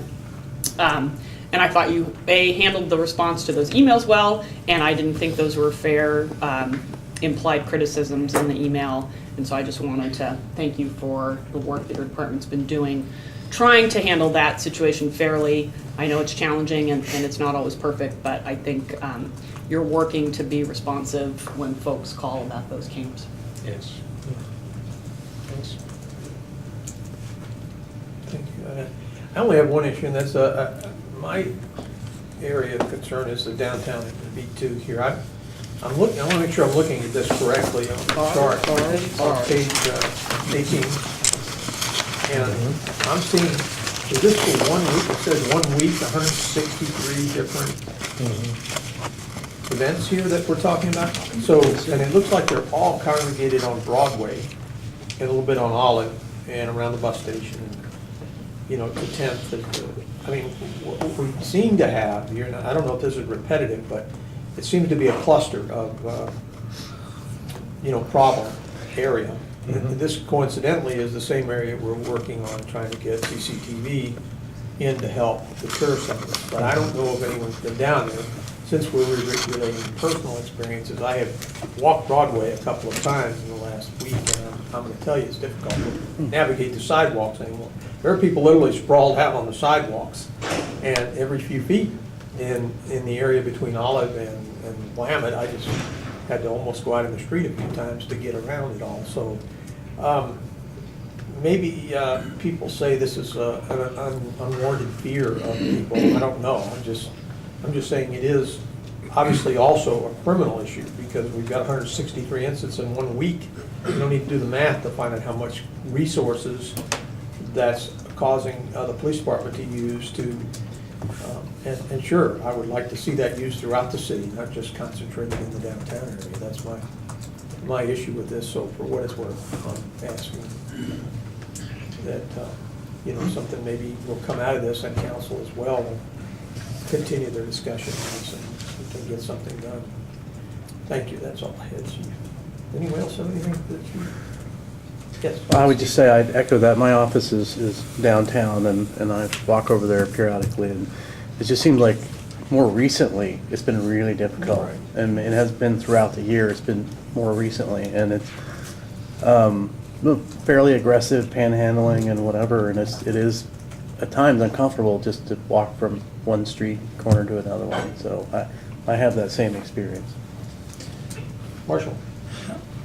We actually did a City Club program on it about Kesey Square, and one of the better inputs I thought was from the architects. The American Institute of Architecture, the Southwest Oregon branch, has been really, I mean, we tend to, it's a police commission, we think about police issues, but their approach was more of a design one about what could we do with the space at Kesey Square that would be a use which was compatible for all kinds of different people, as opposed to what it is right now, which is excluding large segments of society. So, yes, it's a policing problem, but it's not one that necessarily has a policing solution. And I think, obviously, the mayor's email may prompt folks to look at solutions that involve, I don't know, there's all sorts of temporary things you could do in terms of more food carts or more sales there, or something to get the corner working, is the way the architects would phrase it. Thank you, Marshall. Claire, and then back to Steve. So I appreciate those comments, but I wouldn't want us to assume that all of this activity is from people sprawled out on the plaza, that we've got a concentration of bars down there. The times that I see, you know, some of that isn't 2 a.m., but it does correspond with later in the evening. So we've often had problems down there with the Bermuda Triangle, and, you know, which is folks who live in other parts of the community coming downtown to drink and behave badly sometimes. So I think it's important to kind of remember there's a lot of folks who are engaged in the activity that's leading to these incidents. Thank you. And Steve? And I would just say, for me, my experience is not limited to Kesey Square. It's just west of Oak, all the way to Olive, pretty much, along Broadway. Thanks. Okay, so we'll move on to the next item on the agenda, and that would be, Lieutenant Reynolds, if you could introduce Dr. Leeds to us and join us at the table, please. Oh, okay. Okay. Joe, can we get next to you here? Yeah, I just see her. Scoot over, give you a little more space. Thank you, sir. Good evening, everybody. For those of you who don't know me, that I haven't met yet, I'm Nathan Reynolds. I'm a lieutenant in the Office of Professional Standards, working for the chief. I come and go, much less now that Matt's here, but he has to be here all the time. This is Dr. Michael Leeds. He's a good friend of ours who has been very generous in helping us with our crisis intervention training. and I'll let him just briefly tell you about his background, because I'll muddle it up, I'm sure. I'm a psychologist by training, actually by choice as well. I hold a small faculty position at the University of Oregon, and I have a private practice here in Eugene, and I have an international consultancy practice also based in Eugene. I became involved with crisis intervention training 7 or so years ago and taught some intervention, behavioral intervention skills, along with some understanding about chemical dependency and intervening with youth and other specific topic arenas, which finally got honed back down into taking a look at what's the best way to provide an educational experience for law enforcement struggling to differentiate between what's criminal behavior and what's a mental health issue. Thank you. And I'll ask Lieutenant Mason and Sergeant Lowen to jump in at any point if they have things to add, because they've been part of what we're going to, pretty involved part of what we're going to talk about.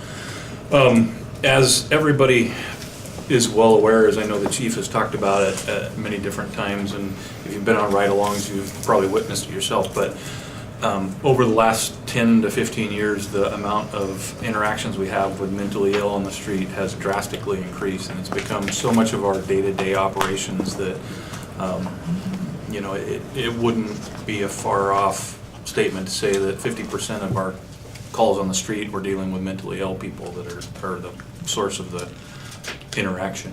The recent loss of Captain Babb really brought to the forefront a whole individual siloed aspect of mental illness, and that's the veteran in crisis.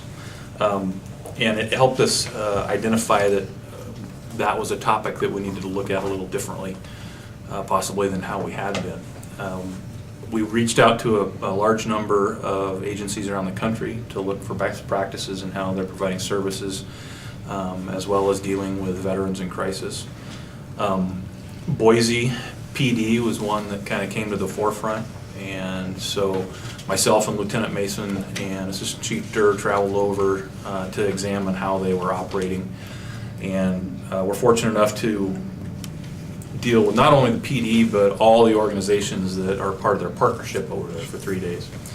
And what we discovered was when they had an incident in 2009, fortunately for them, it wasn't a fatal incident. Their chief over there liked to joke that it's because the officers on the scene were really bad shots that night, but it's actually because the veteran was at an extreme tactical advantage. But out of that incident, they developed a whole program, and it developed over 3 to 5 years. And so we became very immersed in what they were doing. And we came back here and began reaching out, and that's where we reached out initially. One of the initial contacts we made was with Doc Leeds, because we were familiar with him, knew he was involved in the veteran community, had the veteran background, the perspective in terms of PTSD. Many other groups, the Vet Center, the VA, a lot of the organizations that provide services to veterans here. And what we found is that we are currently at the exact same place that Boise was in 2009. And without going into a whole lot of detail, all of our organizations here are very, very siloed. And we actually are a little further along because we have something called the VetNet, which is run out of the Vet Center, which is a group of care providers that are having discussions around providing services to vets, which is something similar to an organization that formed in Boise, though they took theirs a couple of steps further, and we're working with the Vet Center to take those steps to be inclusive in that group here with things like law enforcement, fire and EMS, the actual military branches, some of those other things, to mirror what they're doing there. The other piece that we found over there is that there was an actual organization, it's a veterans organization that's purely voluntary. And one of the frustrations that we in law enforcement have and have had for years and years and years, and this isn't specific to veterans, it applies to mental health as well. There's 2 instances when we can take somebody into custody as police officers, and one is when they've committed a crime, everybody knows that, and the other is under a mental health hold, which is when they're a danger to themselves or others, and that's in our presence. We can say we know that. It's not because somebody said it or we heard about it. We have to be able to actually say why they are a danger to themselves or others. As you can imagine, or have witnessed or experienced, 90% of our interactions with mentally health people or more don't meet that criteria. And so we regularly deal with people in mental crisis, and there's nothing we can do. Business hours, lots of times there's things we can do. Cahoots is a great resource. Many communities are very jealous of our Cahoots resources, like we called around. But if they're not working, or it's not, somebody's not interested in talking to Cahoots, or it's Friday night at 10 o'clock, there's nobody to call. And the neat thing about this organization, they're real specific to veterans, because they're all veterans themselves, is that they'll come out. If I show up at a call where it's just a domestic dispute, boyfriend or girlfriend's drunk, they're a veteran, or a spouse of a veteran, no crimes occurred, I don't have any basis to hold anybody, but I'm concerned that this could get worse, or it's obvious this person needs help. This group, and we don't have it here, but in Boise, this group, you can call them up, and they'll send people out 10, 12 o'clock, 2 in the morning on a Friday, Saturday night, and they'll just sit there, hang out with a vet until they sober up, say, you know what, I'm going to come get you on Monday, we're going to go down, and I'm going to help you through this. So we came back, started having those conversations, talking about what that looked like, and we don't have a group like that yet, but we're beginning those steps of starting to expand that VetNet group, and out of that, we're hoping that people will come forward and step up. There's a lot of interest as we begin talking to more and more people. So I don't think it's going to take very long before something like that begins coming together. Our vet court here is growing quickly, and the vet court is and this other organization in Boise, the Idaho Veterans Network, work very closely together on our mentor programs, and they're almost kind of intertwined. So I can see that happening fairly quickly here with the amount of interest that's involved. So that's kind of what we're working on as far as veteran-specific stuff. Anything to add to that, Doc? At the university, we're interested in providing some professional development training for emerging clinicians to be able to respond to the specific needs of veterans. That's an important step, I think. As the lieutenant commented, the peer-to-peer programs are very important. I don't know how many of you are veterans, but it's semi-unique that veterans feel more comfortable talking to other veterans and maybe less amenable to dealing with individuals who they would consider to be not veterans, not understanding. So that particular program, that peer-to-peer program, is very, very effective, very influential.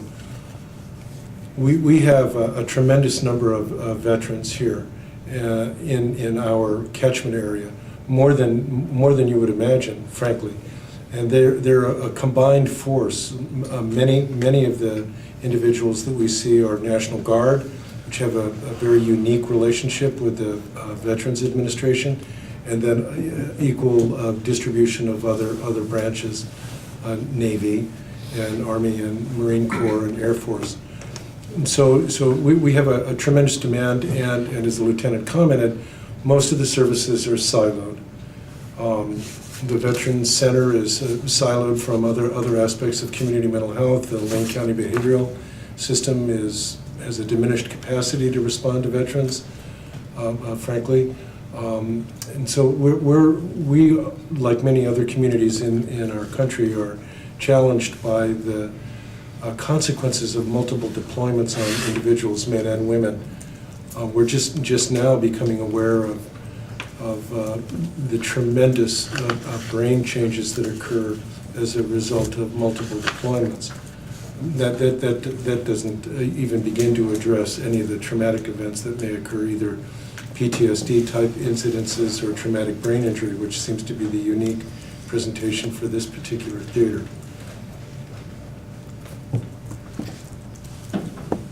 Thank you. Now, what I would hope to do is, I know you all have lots of questions, because this whole evening, we're going to look at the mental health policy, as Lieutenant Mason will, of course, and we're going to be talking about this. So now is the time to ask questions, the hard questions about how to deal with these issues.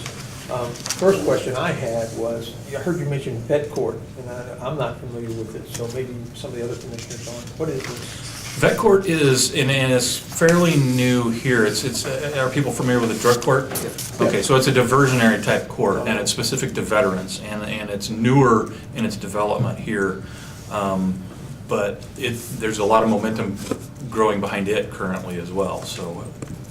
Diversionary means essentially that you come into the criminal justice system and you're diverted from the normal process. So by illustration, a patient that I treated was charged with a Measure 11 offense. We were able to negotiate with the district attorney and his defense attorney to move him into vet court. He was one of the early individuals.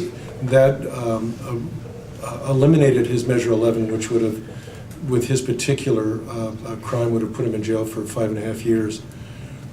Here we were able to put him in treatment, to address his family issues, to medicate him, to address his alcohol abuse, and to keep him out of the criminal justice system. He remained employed, remained with his family, and he stayed out of prison.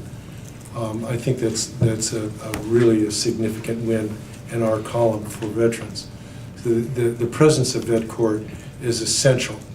It's something that we need to be more aware of and to utilize at a greater level. And what we saw in Boise is that the majority of the graduates that come through vet court can stay in the system and become mentors to current enrollees. So it's a very beneficial system. And the recidivism is diminished dramatically. It's really an effective intervention. Great, thank you very much for explaining. Marshall, I saw your hand up first. Who else do we have? Do we know that, I know the VA facility they're finishing up in North Eugene. Do you know if they're planning on staging any mental health assets there that might be helpful for veterans? Do you have any? Well, we have a mental health capacity here in the federal building. Oh, okay. And depending on what month it is, they're either going to move to the new Veterans Administration or they're going to stay in the federal building. So I'm not sure exactly where they are this month. But we do have a resource. Its capacity is stretched to its limits.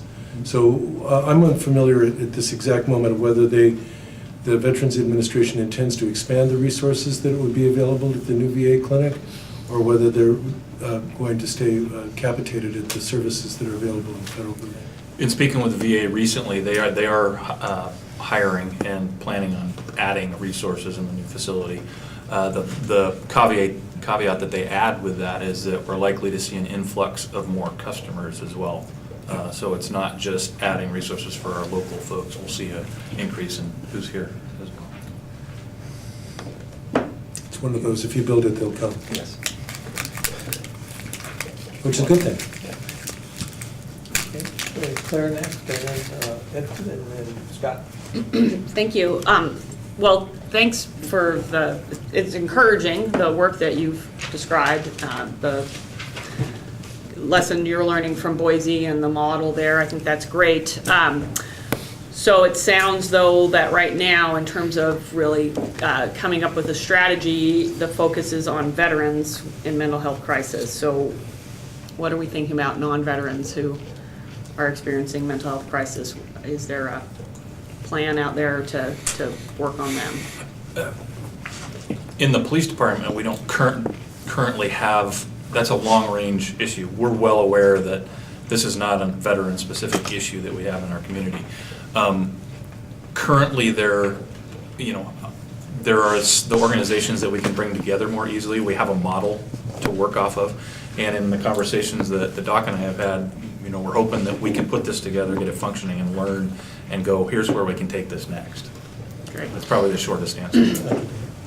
So you're asking, what about the mental health needs in the rest of the community? Those who are, yeah, and that's what I was trying to talk about earlier, that I think out of this incident and the one involving Eric Richardson's nephew, there's sort of an amplification of the discussions that have been going on. I'm pretty sure council's going to get some requests for additional dollars for cahoots. We may look at a different response protocol with police and cahoots for certain people in crisis. So those are the kinds of things we're able to do, but what the community really needs is a way to replace the loss in services that we've experienced since the decline in timber funds.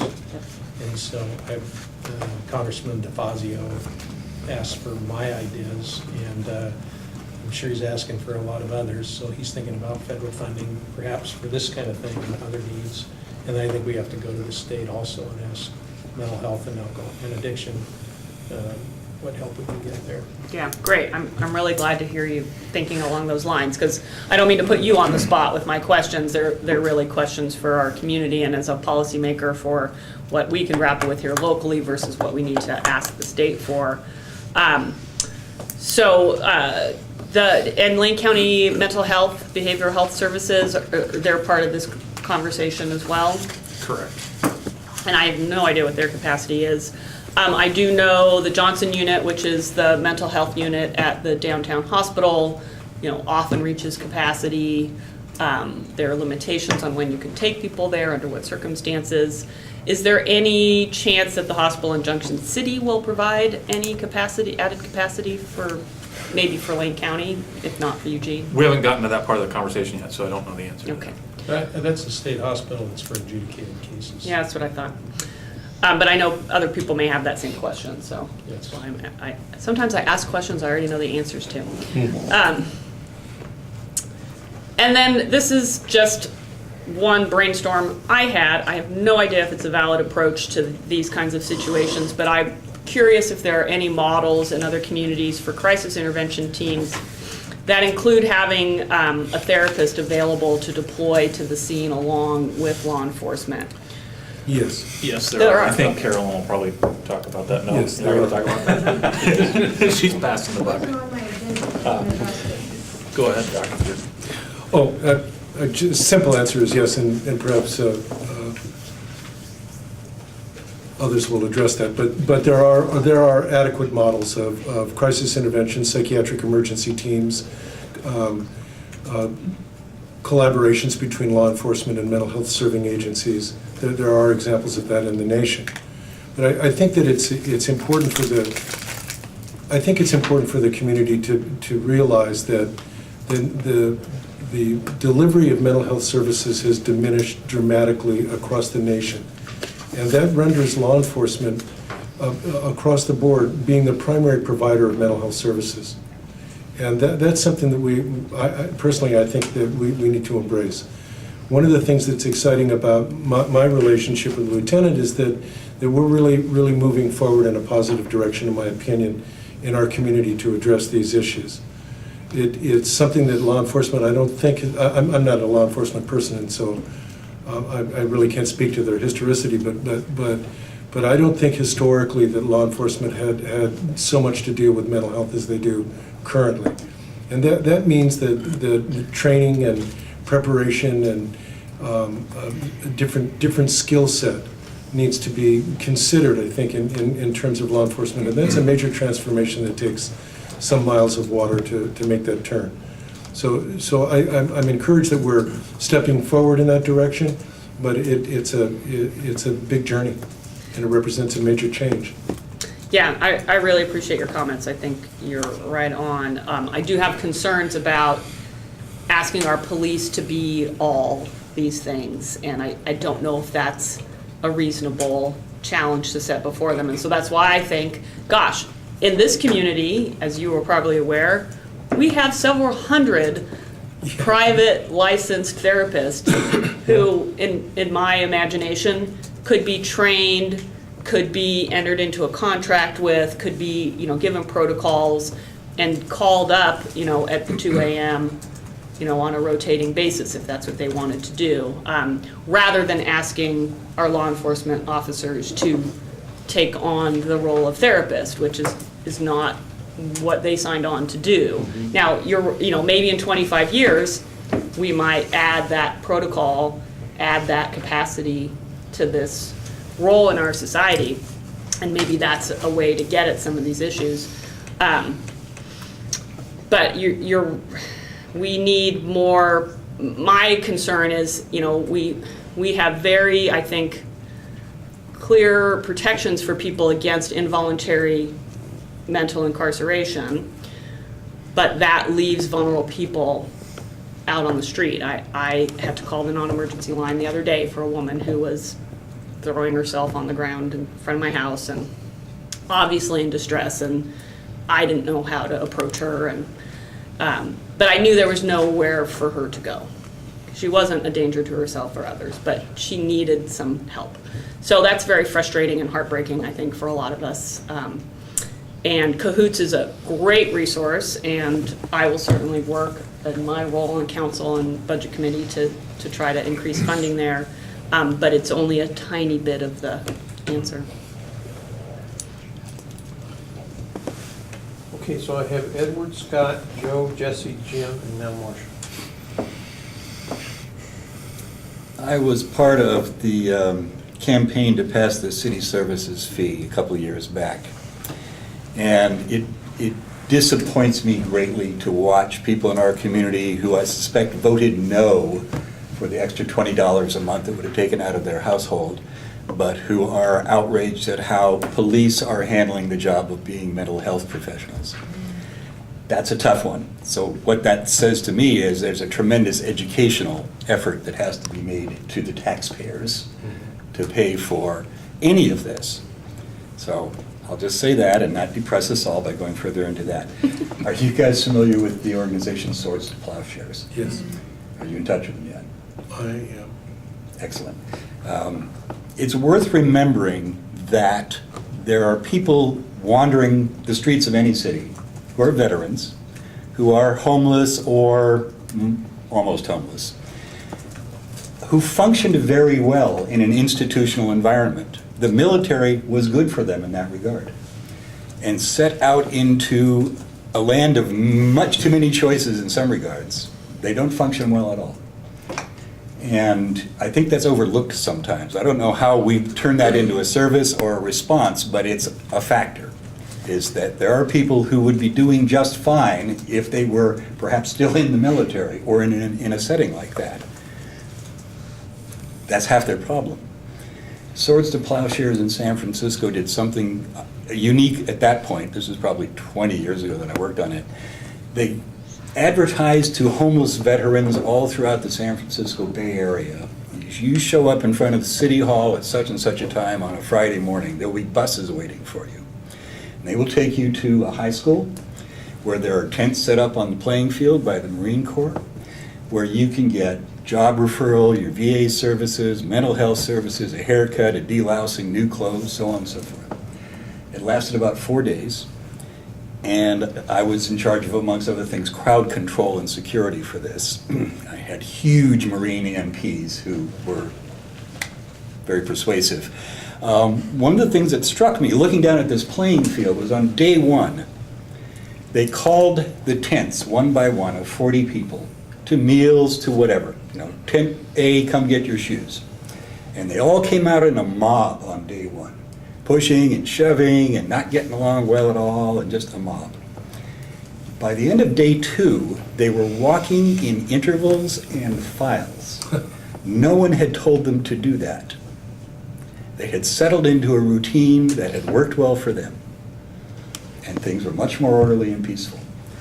So I think it's worth remembering sometimes that there's got to be some third option for these folks besides we give you a 72-hour hold, we talk to you about your problems, and then we toss you back out into an environment you clearly cannot cope with, even though that may be your only mental aberration. So I think that's important to remember, is that there's that whole population there. And I'm wondering where the police commission fits in. It's clear to me where the police department fits in dealing with that kind of population, in a diversion that doesn't end them up in an institution someplace, but that does give them some structure. I don't know whether this commission does anything at all with that, except say to council, hey, how are you guys going to come up with the money for that? And the answer is by educating the public, which is where I started, and I'll stop there. Thank you. And that's Scott, Joe, Jesse, Jim, Marshall. I work with the University of Oregon Student Veterans Club and the career counseling, for the peer-to-peer career counseling center they have there. One of the biggest struggles we have is reaching the student veterans. They don't tend to seek out resources. So did you see anything in Boise that they do differently, or how do they market their programs and resources? Yes, and I'm glad you brought that up, because the one piece that I left out from the police department's perspective, the huge benefit to what Boise created and what we hope to do here is that they've seen a drastic increase in veterans being reached out to. And so they're getting the services and the help long before police contact ever even occurs, because the peer-to-peer piece, like Doc mentioned, that's huge for those of you that are veterans or have been around and you know that.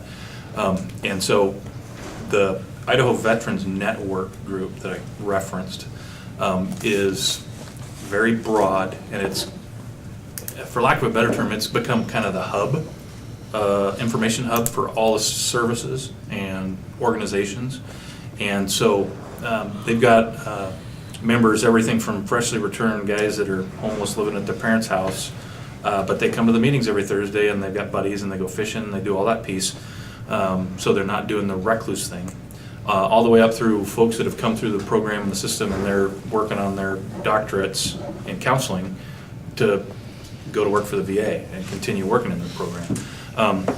So that's a really long answer to say yes. That model is, because we'll be in touch with the veterans groups at the schools and all that type of stuff to bring them to this initial meeting we're talking about to become part of that circle.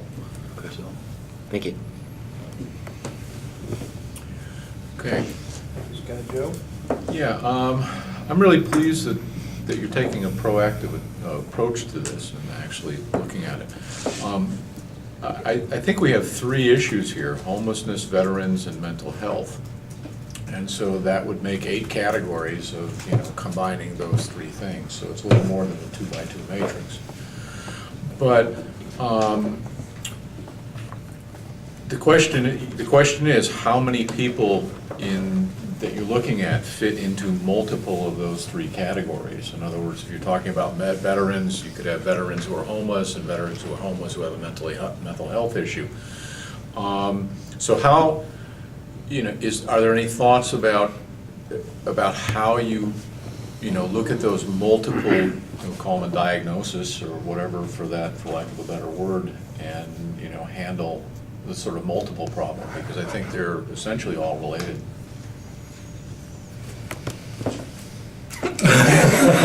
I can relate to you what we witnessed. Again, we reference a lot of Boise because that's the model that we identified as being really successful. This kind of bigger meeting I'm talking about of the organizations, to describe what they did over there is it was a room easily this large, maybe a little larger, big circle of tables. It's a big round table discussion. Everybody runs around, and what we ended up seeing happening, and this is where I think I can see the situation you're discussing being addressed, is that people would identify, I've got this veteran with this issue or these issues, and all of a sudden somebody across the table says, see me after, and me too. And so it's that networking piece, and the interesting piece that the folks at Boise talked about from several of the different organizations was that it was a 3 to 5 year curve where all the walls fell down, and all of a sudden everybody trusted each other.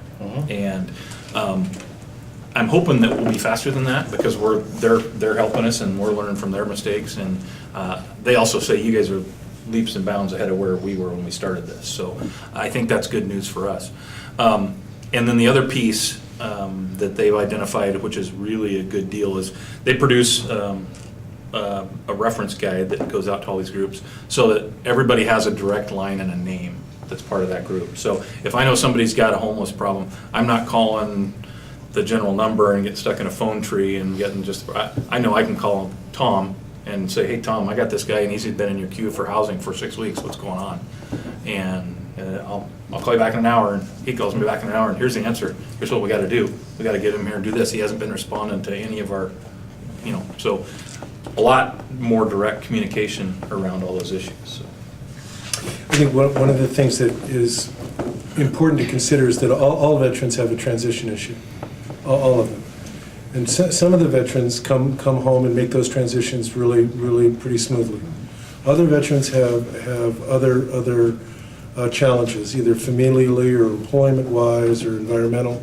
They have challenges that are unique to them.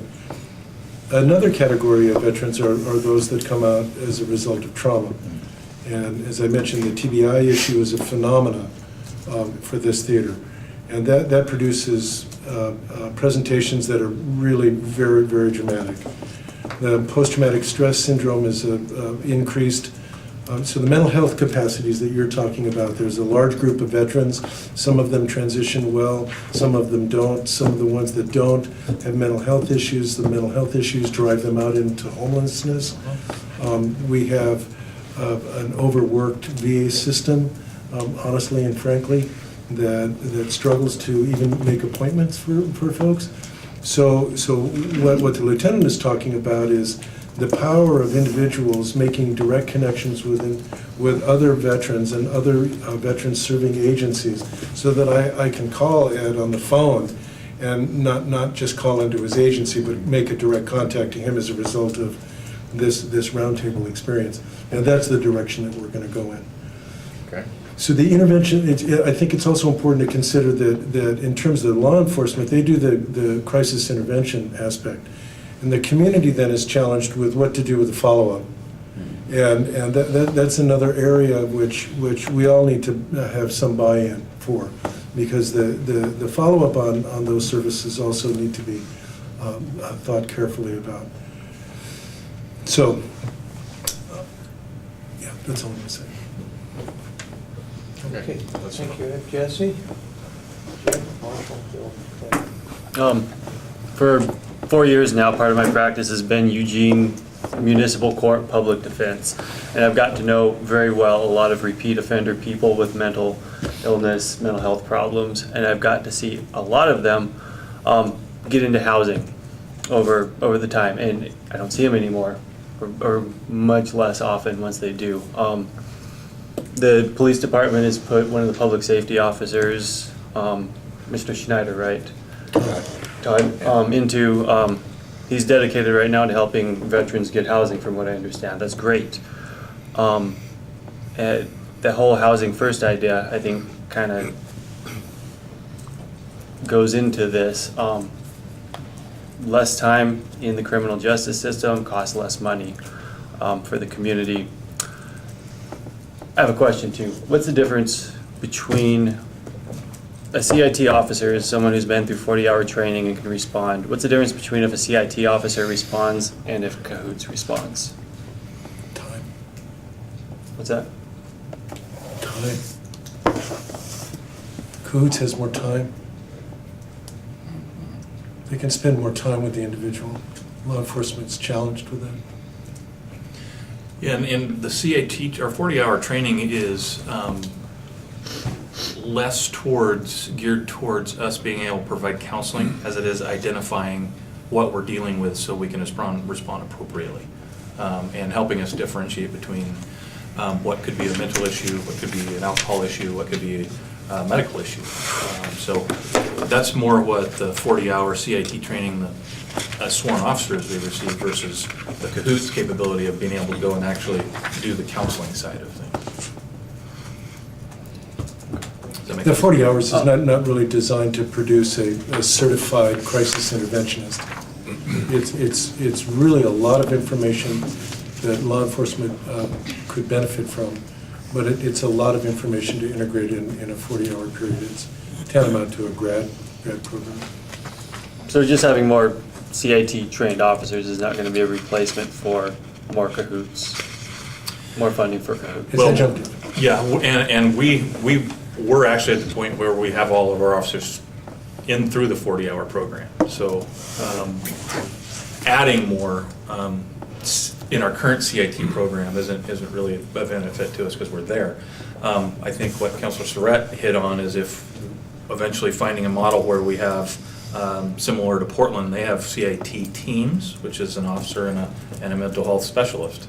I don't know whether, what level they have that to up there. I'm not really familiar with it, but I know they're running it. And the challenge that provides to a city our size is that how efficiently are we using that mental health specialist time?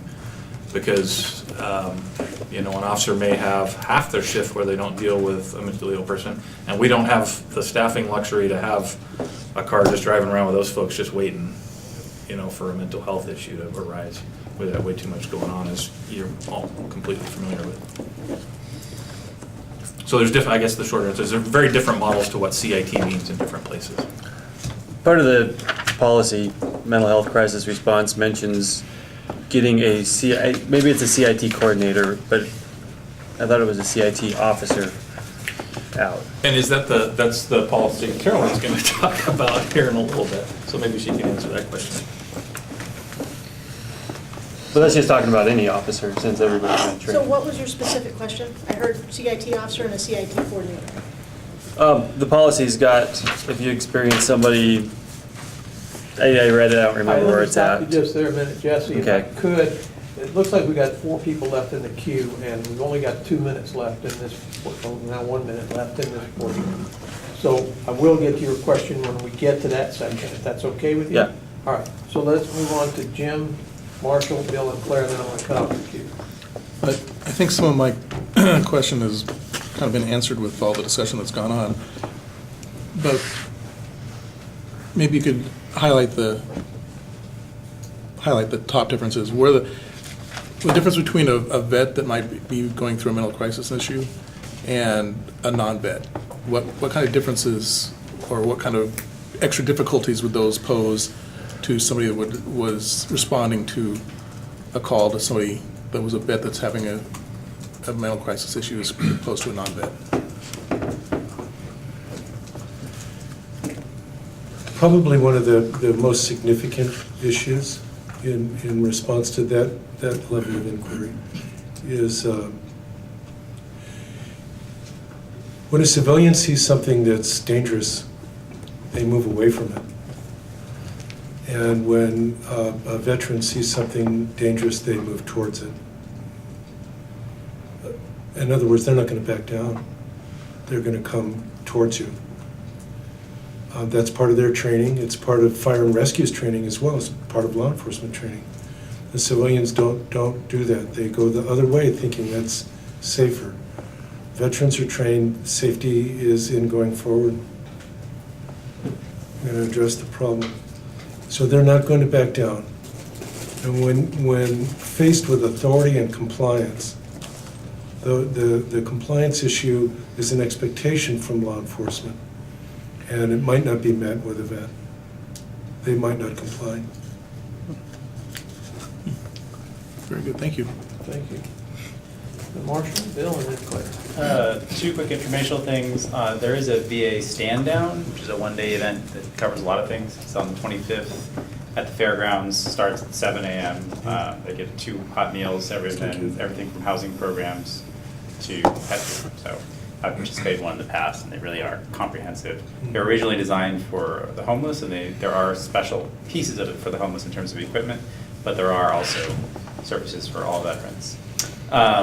For non-veterans, actually to answer your question, one of the things we've seen happen, and this is less in the crisis mode, but more in the prevention and ongoing care mode, with the expansion of Medicaid, OHP here in Oregon,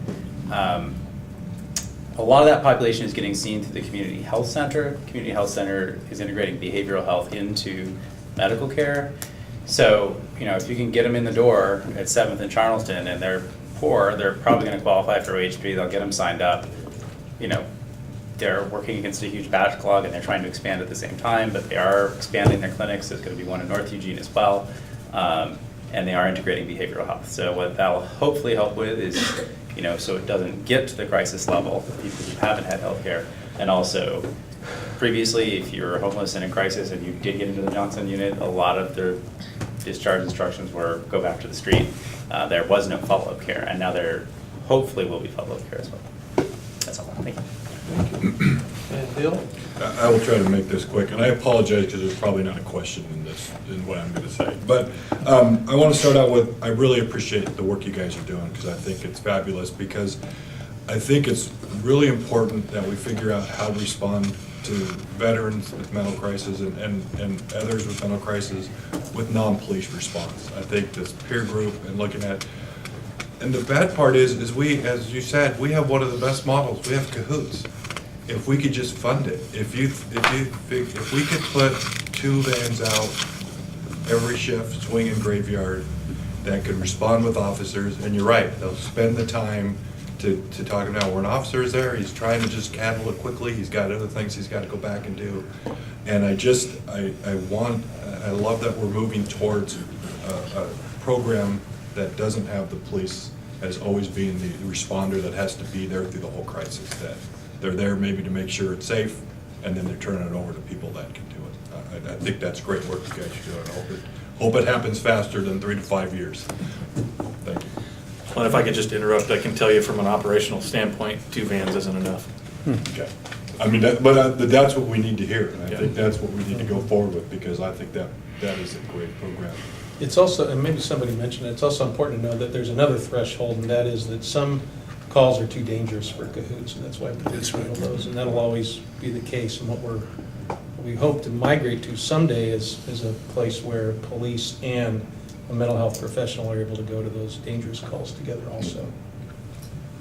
Thank you, Bill. Claire? Thanks. I just had a couple of items, pieces of information to add. Jesse alluded to the effort to house homeless vets, and that's Operation 365. I think we've housed just about 200 of the goal of 365 by the end of this year. And that is utilizing the Housing First model, which is you don't have to be clean and sober, before you get put into housing. And the idea there was, on the mayor and city manager's part, is to, make this big push, try to get these veterans housed, and then deploy that model in a broader way for our entire homeless population, understanding we need more resources, understanding we need more capacity, but that's the idea. So that we're not having homeless vets. They may still experience the other challenges that they face, but they'll be housed. And I think your point about seeing those folks less often once they're housed is hugely important, hugely important. And then secondarily, on the cahoots piece, one we need to keep in mind right now, that is a program run by a private nonprofit, and so we might provide them with funding and they may be able to expand capacity, but those are not necessarily givens. But the fact is that having that cahoots counselor stay with that person in crisis is a lot less expensive than having one of our sworn police officers do that. That's just a fact. And so that's part of the reason it is actually a very viable strategy for some of what we're doing if in fact Whitebird can carry the extra capacity, if we can find the funding to ask them to do that. Thank you, Claire. And Dr. Leeds, I'd like to thank you for coming tonight on behalf of the commission and spending your time with us and your expertise. And I want to commend you for your work with the police department and keeping all of the vets out there safe. Thank you very much. The best way you can. And thank you very much for your time. Thank you. Dismiss it? It's about facing. Yeah, we are going to be covering the policy on mental health issues next. So, Dr. Leeds, I'd like to add, if you'd like to stay, you're welcome to hear this conversation regarding policies. We're going to be reviewing that as a commission and making suggestions and so forth. And so if you're welcome to stay, certainly we'll ask you to stay. That's fine. Thank you very much. That's fine. So, Lieutenant Mason, thank you again for taking your time from your evening to come down here and speak to us. So important that the person who is the coordinator for the program and the policy speak to us about, because your experience and your expertise is what we're looking for. So thank you again for coming. So I'll turn it over to you right now, but if you want to take a minute to summarize, and then we can have questions regarding, maybe you all have already read the policy, and I have, and of course I have questions, and like everyone else does, once you read this, you will have questions, so it's problematic. It doesn't answer everything, so we know that, and we have to deal with what issues, what questions you have. So please go ahead. Okay, well, this is my first time in front of the police commission. I spent a couple of years with the CRB, but first time here, so I'm not quite sure of your format or what you're expecting here, but I guess what I would start off with is that I was not part of the team that developed the original mental health crisis response policy that was adopted in 2009. But I was the CIT coordinator for that period of time and still am, and I'm the program manager for our regional CIT program as well. Recently, well, early this spring, I was asked to take a look at our current policy and see how, or if we needed to do any revisions to it to bring it up to kind of best practices. And in doing that, I looked at several resources, and one of which was an MOU between, I don't think you guys have it, but I have a copy of it if you'd like to see it. It's a MOU, Memorandum of Understanding, between all of Lane County law enforcement agencies and Lane County Behavioral Health. And what that document, how it came into existence is I was part of the Mental Health Summit, if you've heard of that group, consortium of all mental health providers here in the county, or mostly Eugene, Springfield, and as well as a myriad of other providers and court advocates and jail folks as well. And a grant became available through the state, and in order to apply for the grant, we needed to be on the same page. And so LCOG actually helped us put together a response to mental health issues in the community, which was signed and agreed upon by Chief Kearns, as well as, trying to remember who was our chief at the time over at Springfield. I don't believe it was new Chief Doney, and Tom Turner over at the county, as well as Catherine Schneider, who was the director at Lane County Behavioral Health. And so this was modeled on basically all of the agencies agreeing about when we came in contact with people in mental health crisis who had or had not a mental health issue, how we would deal with them. So I'll just pass these around and you can take a look at it, because this was one of the big changes to the mental health policy that I'm going to talk about. Before this, agencies pretty much did whatever their own independent policies dictated as far as whether or not a person would be cited. And that's a person who would be in mental health crisis if they committed an offense rising to a citation level, or even a criminal offense where they would go to jail. It varied across the board what agencies did, whether they would be cited, whether they'd be transported to the hospital, or whether they'd be taken to the jail instead of receiving mental health treatment. So this was an agreement between all the agencies on best practices of what to do. And it is in effect now. And hopefully we are all following it as closely as possible. So that was one of the things. I also became aware of recent updates to the Portland police policy, which they obviously are under consent decree by the DOJ for some issues there regarding their handling of mental health crisis incidents. And they updated their policy this year, and I was taking a look at that. And it really seemed to reflect national trends on what agencies that were progressive were starting to do with their officers in response to mental health.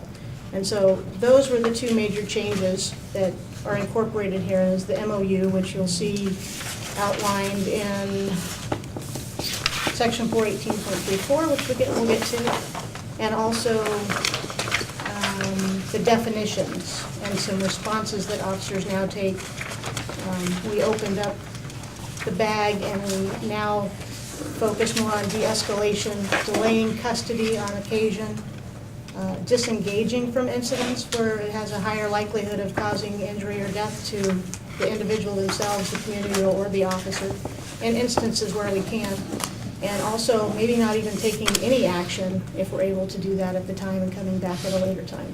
So it's not always us having to go and deal with a crisis at that moment, but trying to be more strategic and humane about it, and not ending up with Captain Babb or anyone else for that matter in the community. So with that, would you like me to go through each section and provide you the changes from the previous policy? I'll ask the commissioners, has everybody had a chance to look at it, or would you like to review, Lieutenant Mason to review the section? I wouldn't mind her highlighting the changes. Right. Okay. Okay, there's a lot. I went from 5 pages to 7, but anyway, on page 1, we added definitions. Person in crisis remained the same, but we kind of combined two policies. We had a crisis intervention team policy that dated from when we began CIT training, which does not reflect at all how we ended up deploying CIT. We now have every officer is CIT trained versus CIT teams or CIT officers that get dispatched. So we deleted that policy and we incorporated the applicable parts into this policy. And that included defining a CIT officer, CIT coordinator, which I'm filling at the time and will soon be filled by a sergeant who will work with me. Newly added is the de-escalation, which is obviously a deliberate attempt to reduce the necessity or intensity of force to resolve confrontation. That's using our words and other means, time, distance, whatnot, other resources to calm the situation. Sometimes we just show up and we bring tension with us. So if we can use other resources or, like I said, time or distance, then that will help de-escalate the person until we can engage them. Delaying custody, these are new things for us, and it's interesting how they work. I have some examples, but it's a tactic that can be used if an officer determines immediately taking the person into custody may result in an undue safety risk.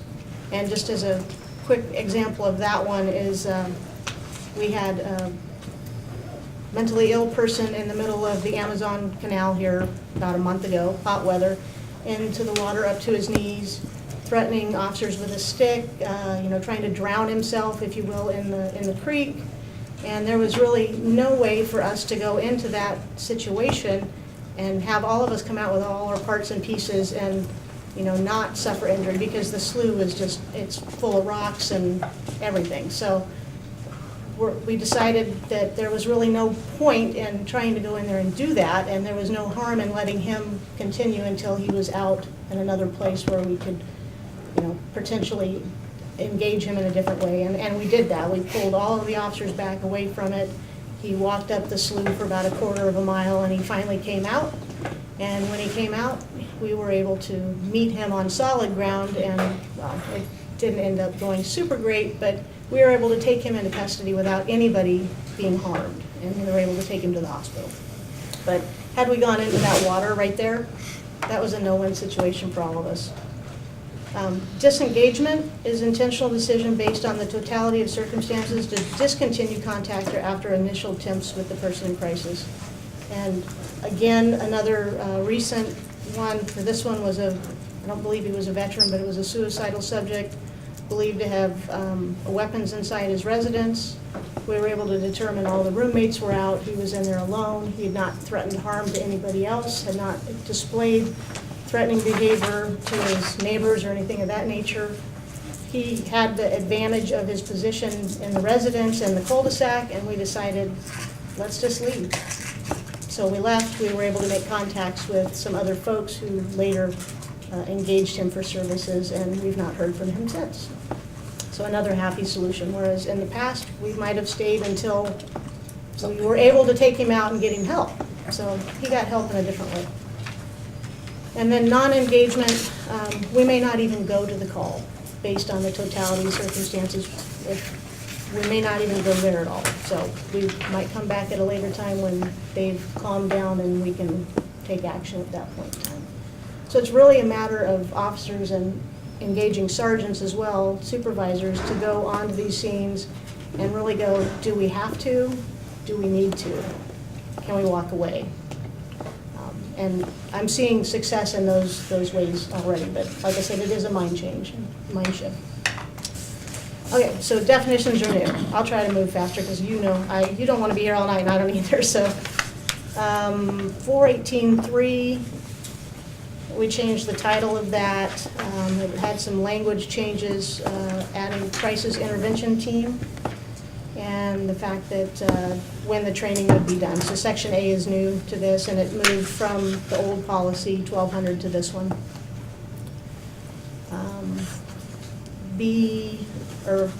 Section B, we kind of elaborated a little more on what mental illness was, exhibiting a normal behavior or symptoms of mental illness. And we added 6 through 8 in the procedures section. And these reflected best practices again. It's again whether the safety and the risk posed by engaging is increasing the liabilities. 418.30.1 stayed the same. 3.2, we changed the name. It was determining danger. Now we assess risk. So that was just a minor change.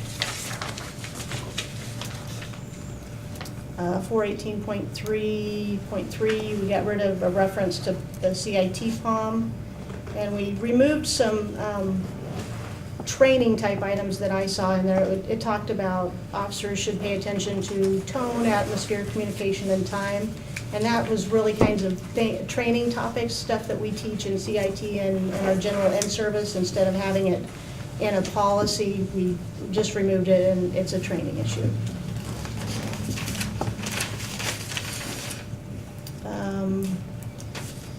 418.3.4 dispositions, that's where we added this MOU language. We had some of it already there, but we went further and really delineated. I mean, it's really precise when somebody should get a ticket versus going to jail versus going to the hospital. So really the only time, I think it's confusing, but it's easy when officers work around with it. So if someone commits a serious felony and they're mentally ill, they're always going to go to the jail. We have the BHU, Behavioral Health Unit, they're set up to take those kinds of people, but they also aren't set up to deal with truly violent people, whereas the jail is. And they can provide a level of care for that until it's determined that they can be transferred elsewhere. So ideally, the scope of the MOU was to really be able to address people's mental illness at the same time of holding them responsible for their crimes, and my experience with the courts anyway has been that they prefer to have a citation with people with mental health issues only because it gives them more tools in order to get them into mental health court or mental health treatment or vet court or whatever else, whereas if we keep sending them to the hospital, they are not inclined to have as much incentive, I guess, if you would. And sometimes, frankly, we can't always tell whether their behavior is truly criminal or whether it's based on their behavioral health issues. 418.4 dispositions. Oh wait, I'm on the page. Yes, we added a lot here. This was adding E through K on page 4. I should have brought my reading glasses. So we just added some language in a couple of them, and then again, it's kind of addressing whether we engage, whether we delay custody and come back, and also reporting statutes for officers. K, any report where we go to an individual with mental health issues, a report needs to be done. It needs to be routed to the CIT coordinator, who can then work with our partners to follow up on care.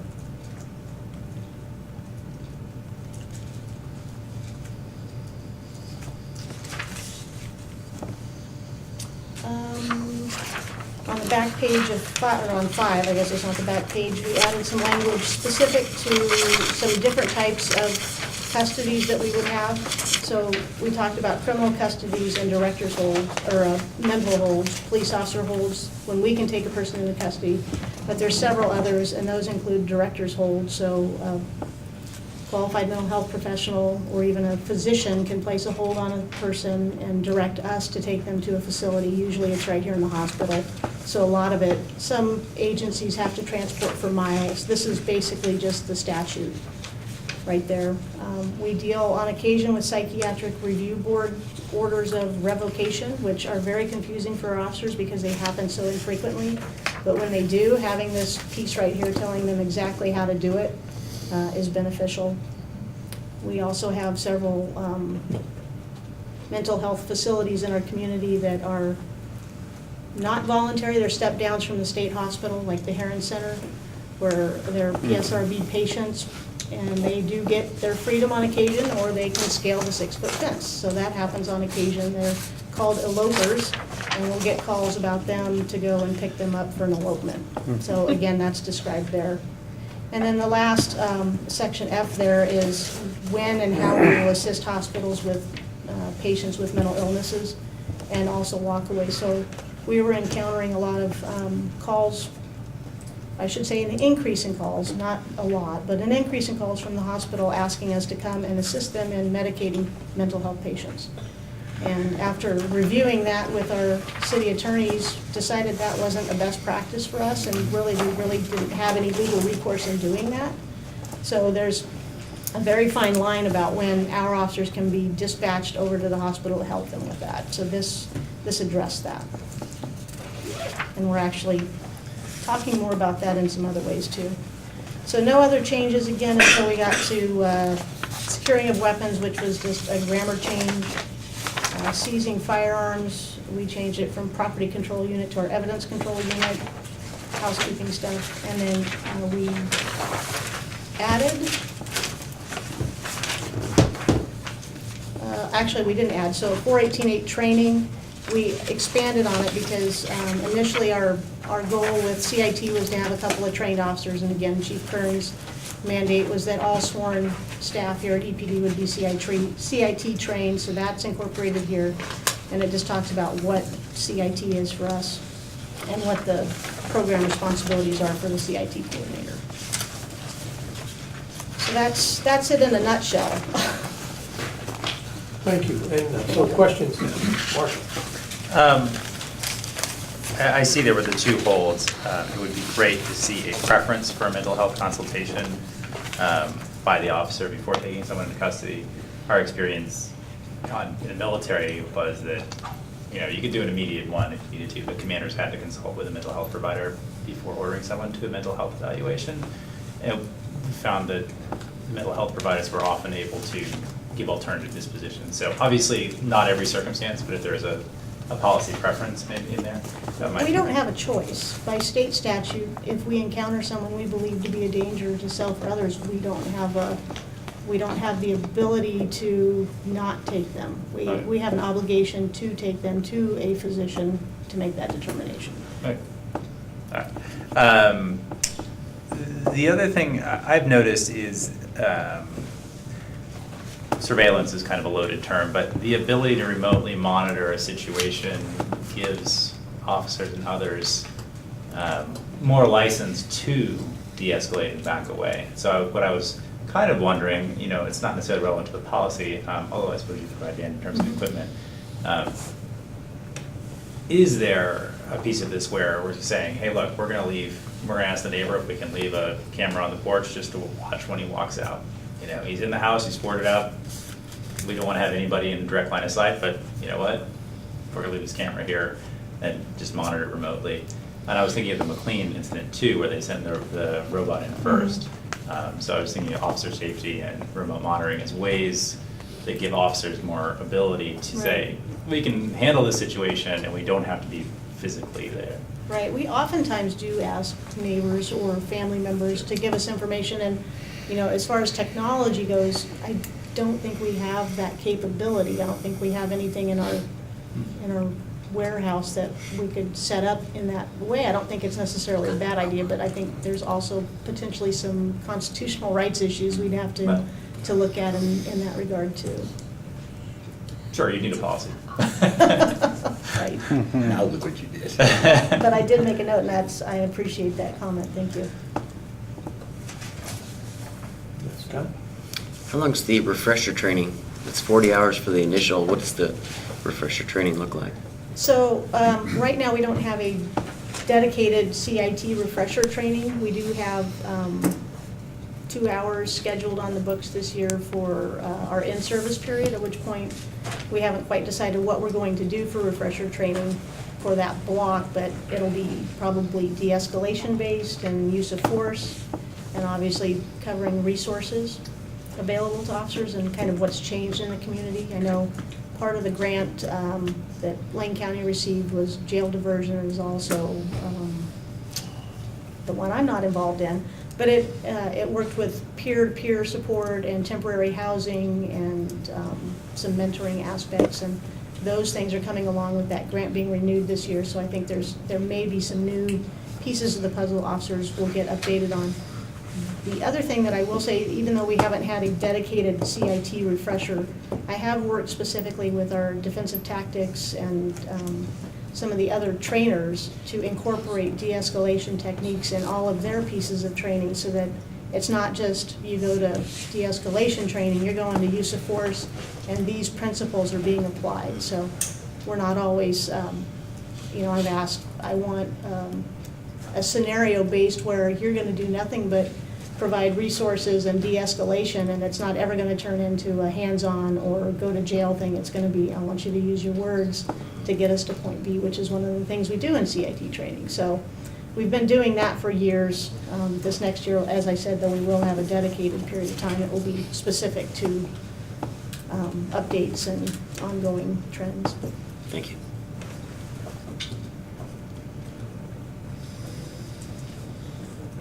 Okay, I have myself, Bill, and now Edward. Okay. So my concern is, well, I look for 26 to 28, there's 9 sections to it, but they're all enabling statutes. They're not, they're may, officer may take them into custody, may, there's no mandatory requirement that an officer take a person into custody who is mentally ill. And then the requirements of naming a director and whoever, and the phone number where you can reach them all those times. And I imagine they're for rural areas where people aren't as centrally located as we are. But my problem with all this is, all this permits it, but there's nothing that actually mandates taking a person into custody who may be a danger to himself or the community. And why I preface it with that is because a new policy now apparently leaves the ability to walk away as one of the options, to either disengage or to just not go at all, one of those 2 last sections in there that it speaks of. And what concerns me here is not that this is a bad policy, but that it places all that responsibility on the officer in the field. And it's actually truly a no-win situation, because if they take no action and something bad happens, that's the first question that's going to be asked: why didn't you take some action? And if they do nothing when someone else, a family member who is threatened or feeling bad, and they don't take any action, and they're not satisfied, then we've still got a situation. You've left the situation, but it's still there, and so it's like a boiling pot of water on the stove. It's not going away. You're going away, but it's not going. So I don't know that without having another alternative, that the officer is tasked with deciding whether he needs to take action in this case or whether he needs to just walk away.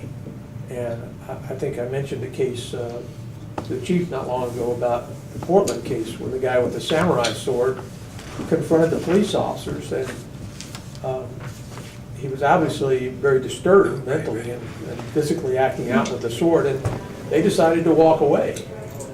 I never heard what happened. Hopefully he didn't decapitate someone, but I just know that if that had been the result, law enforcement would have really been in a bind, because what's your job if it's not to protect people from being cut with a sword?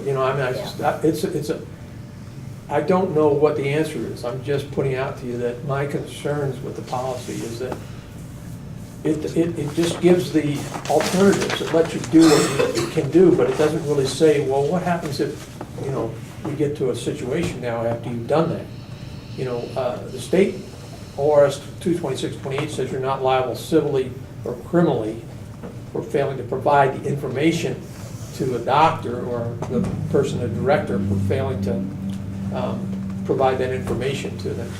But it doesn't absolve the officer civilly or criminally from what actions happen when you don't, or when you take a person to custody and they die in custody or something like that.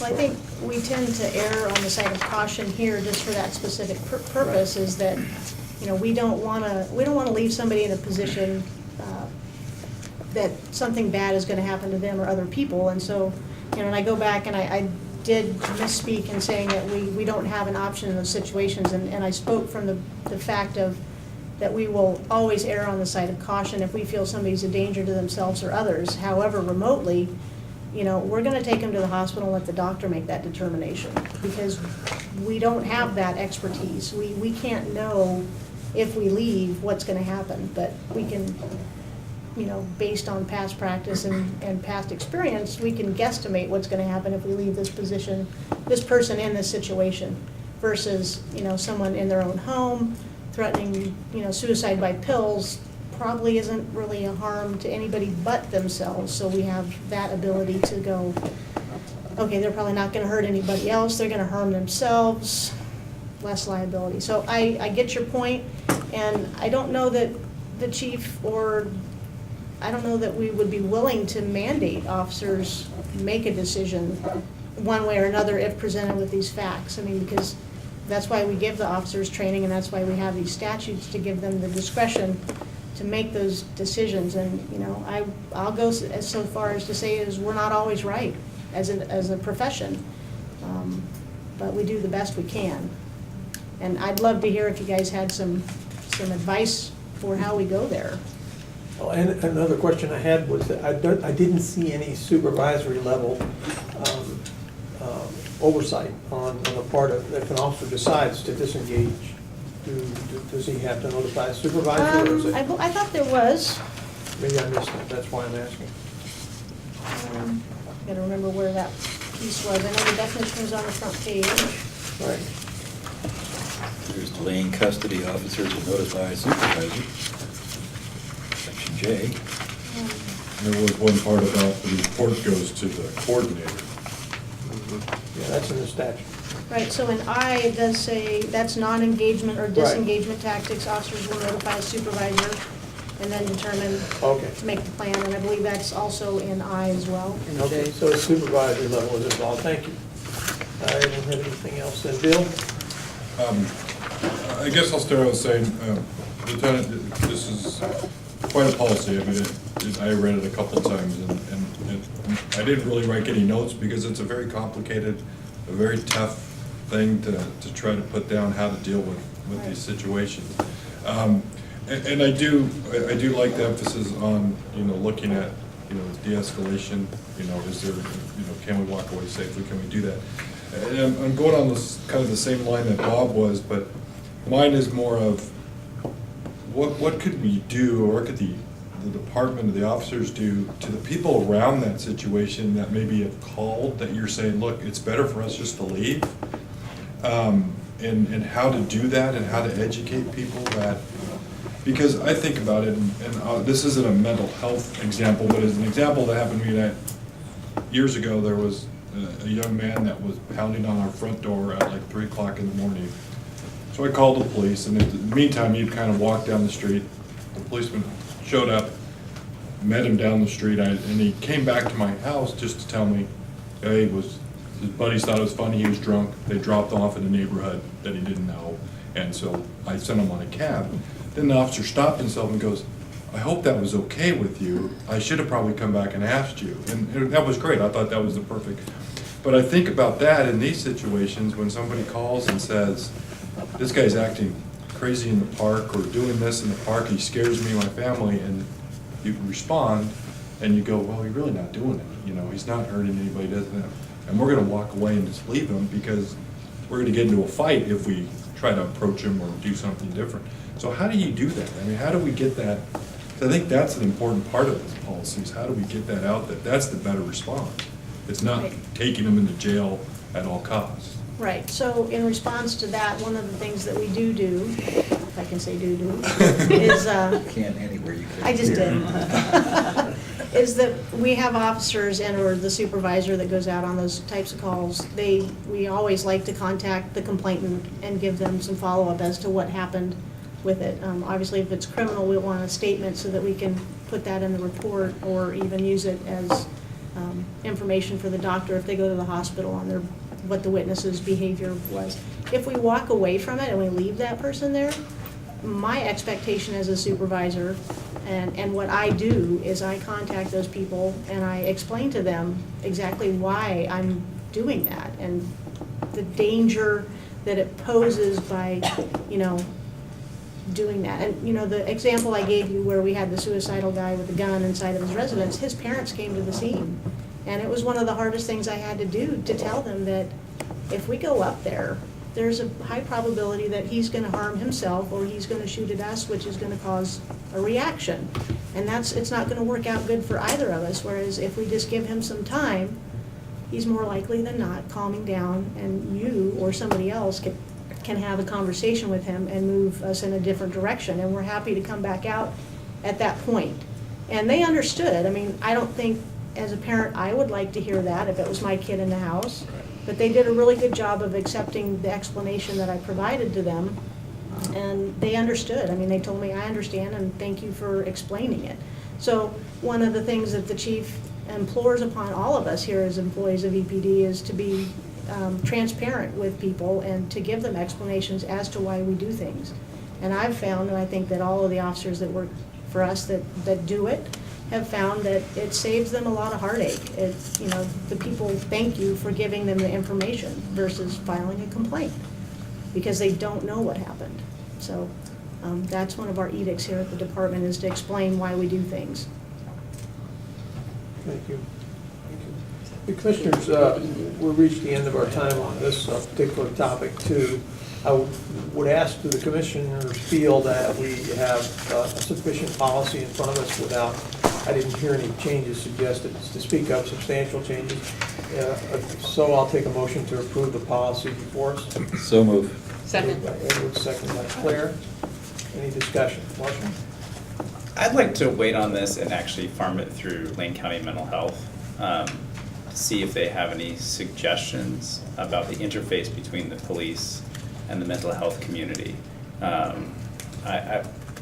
Respecting what you said, I think there is some gray area and the situations are more ambiguous. And if they have a resource to bring, as Commissioner Surratt stated, perhaps that could be written into the policy. I mean, maybe we just proceed with it as it is, but I think it's probably worth sending over to see if they have any comments about it, since they're sort of that second step to the community mental health director. Any other discussion on the policy? Or any other, on the motion, I'm sorry. Any other discussion on the motion? Okay, I'll ask for the vote then. All those in favor of the motion, say aye. Aye.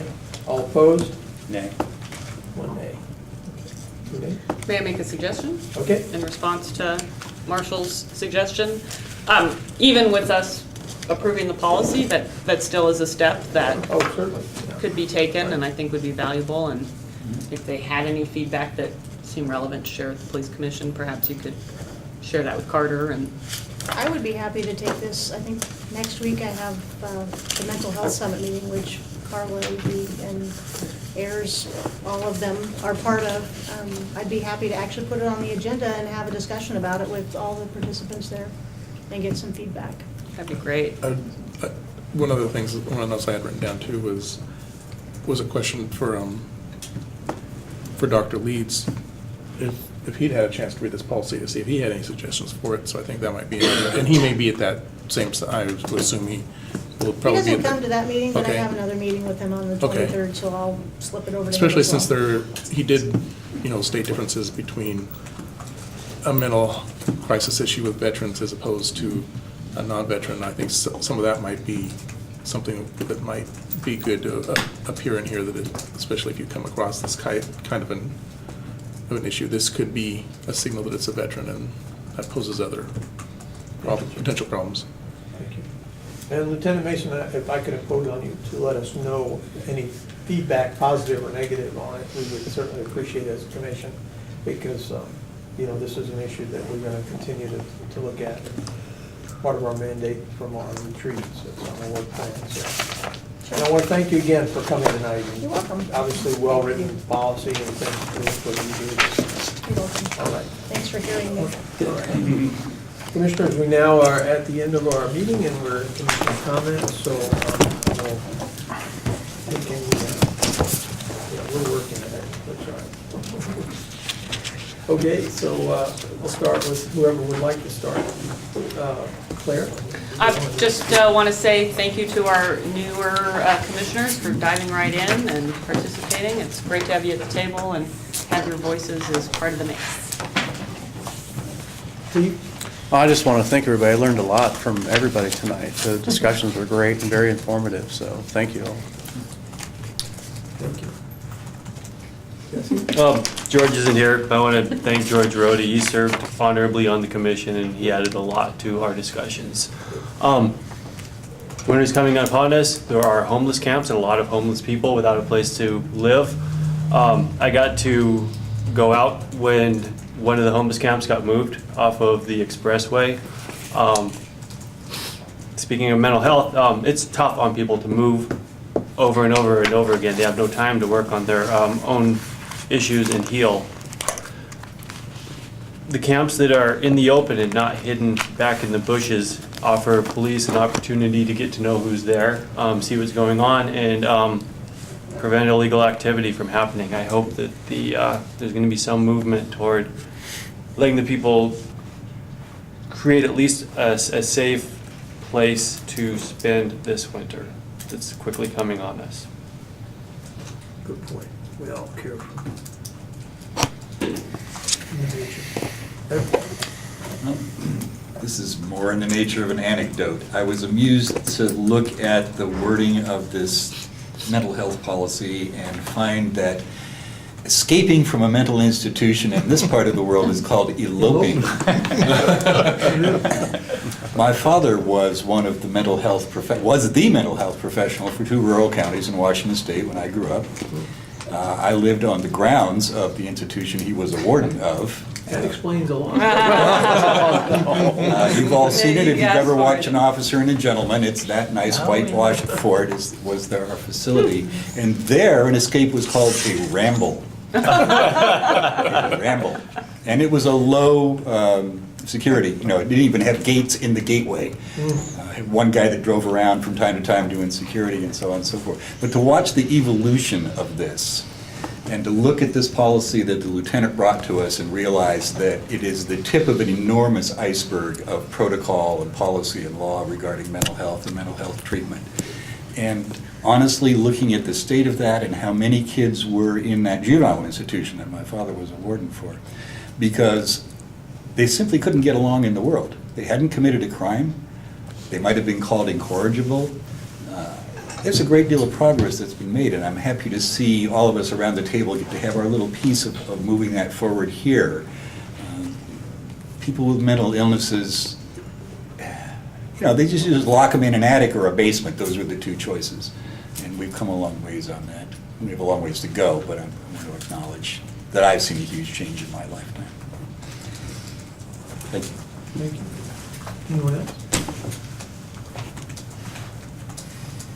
Okay, well, I add my thanks again to everyone for coming out tonight and, participating in this. Is very important work, and obviously very much concerned in the community. I've seen the letters in the paper. I've read the pieces in the paper. I've thought a lot about how this affects the entire community, and I think it's important that we're doing things, and we're part of it. So thank you very much for your time and effort, and have a great night. Thanks, Bob. Thank you.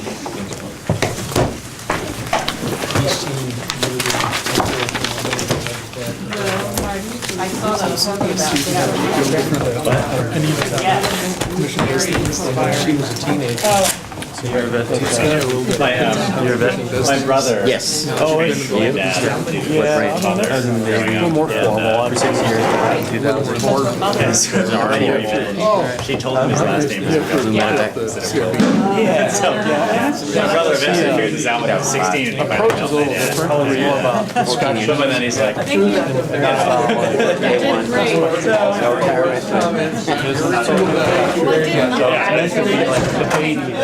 I signed up for 6 years for it. I actually like that a lot. I like that too.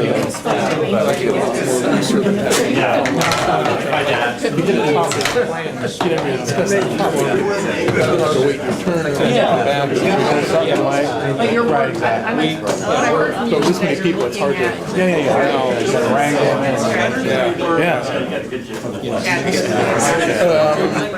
know.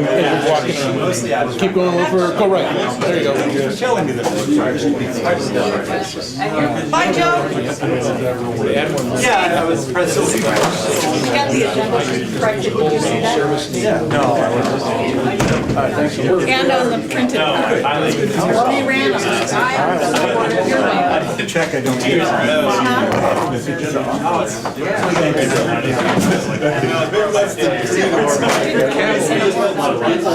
didn't identify.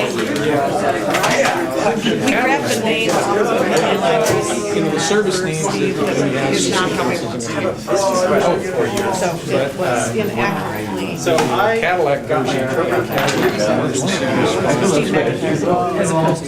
So now we've got Liz' daughter. It might be able to do right back in. Police officers. I think we might be able to remodel a little lake house. I know, and it was weird commenting on the agenda. Well, no, I'm thinking, take what we I don't know what you all are doing. take what we have with the. Carolyn called earlier today and said, what do we need to know? I am not sure, I wasn't at the meeting, I have no idea. If I were guessing, they're gonna ask you, you'll like this, to go through the Just have a changes. different response. And so that was at 4 o'clock, so that's why she had written notes. No, frankly. But she would like to come here. It was a great meeting. This was a good meeting spec. And it was painless for me because I know it's better than that. Yeah, the question is, would she be able to bring? Just saying. Have a very nice best. Well, that's great. No, I do think our, I mean, please don't promise. I think it works so well with the,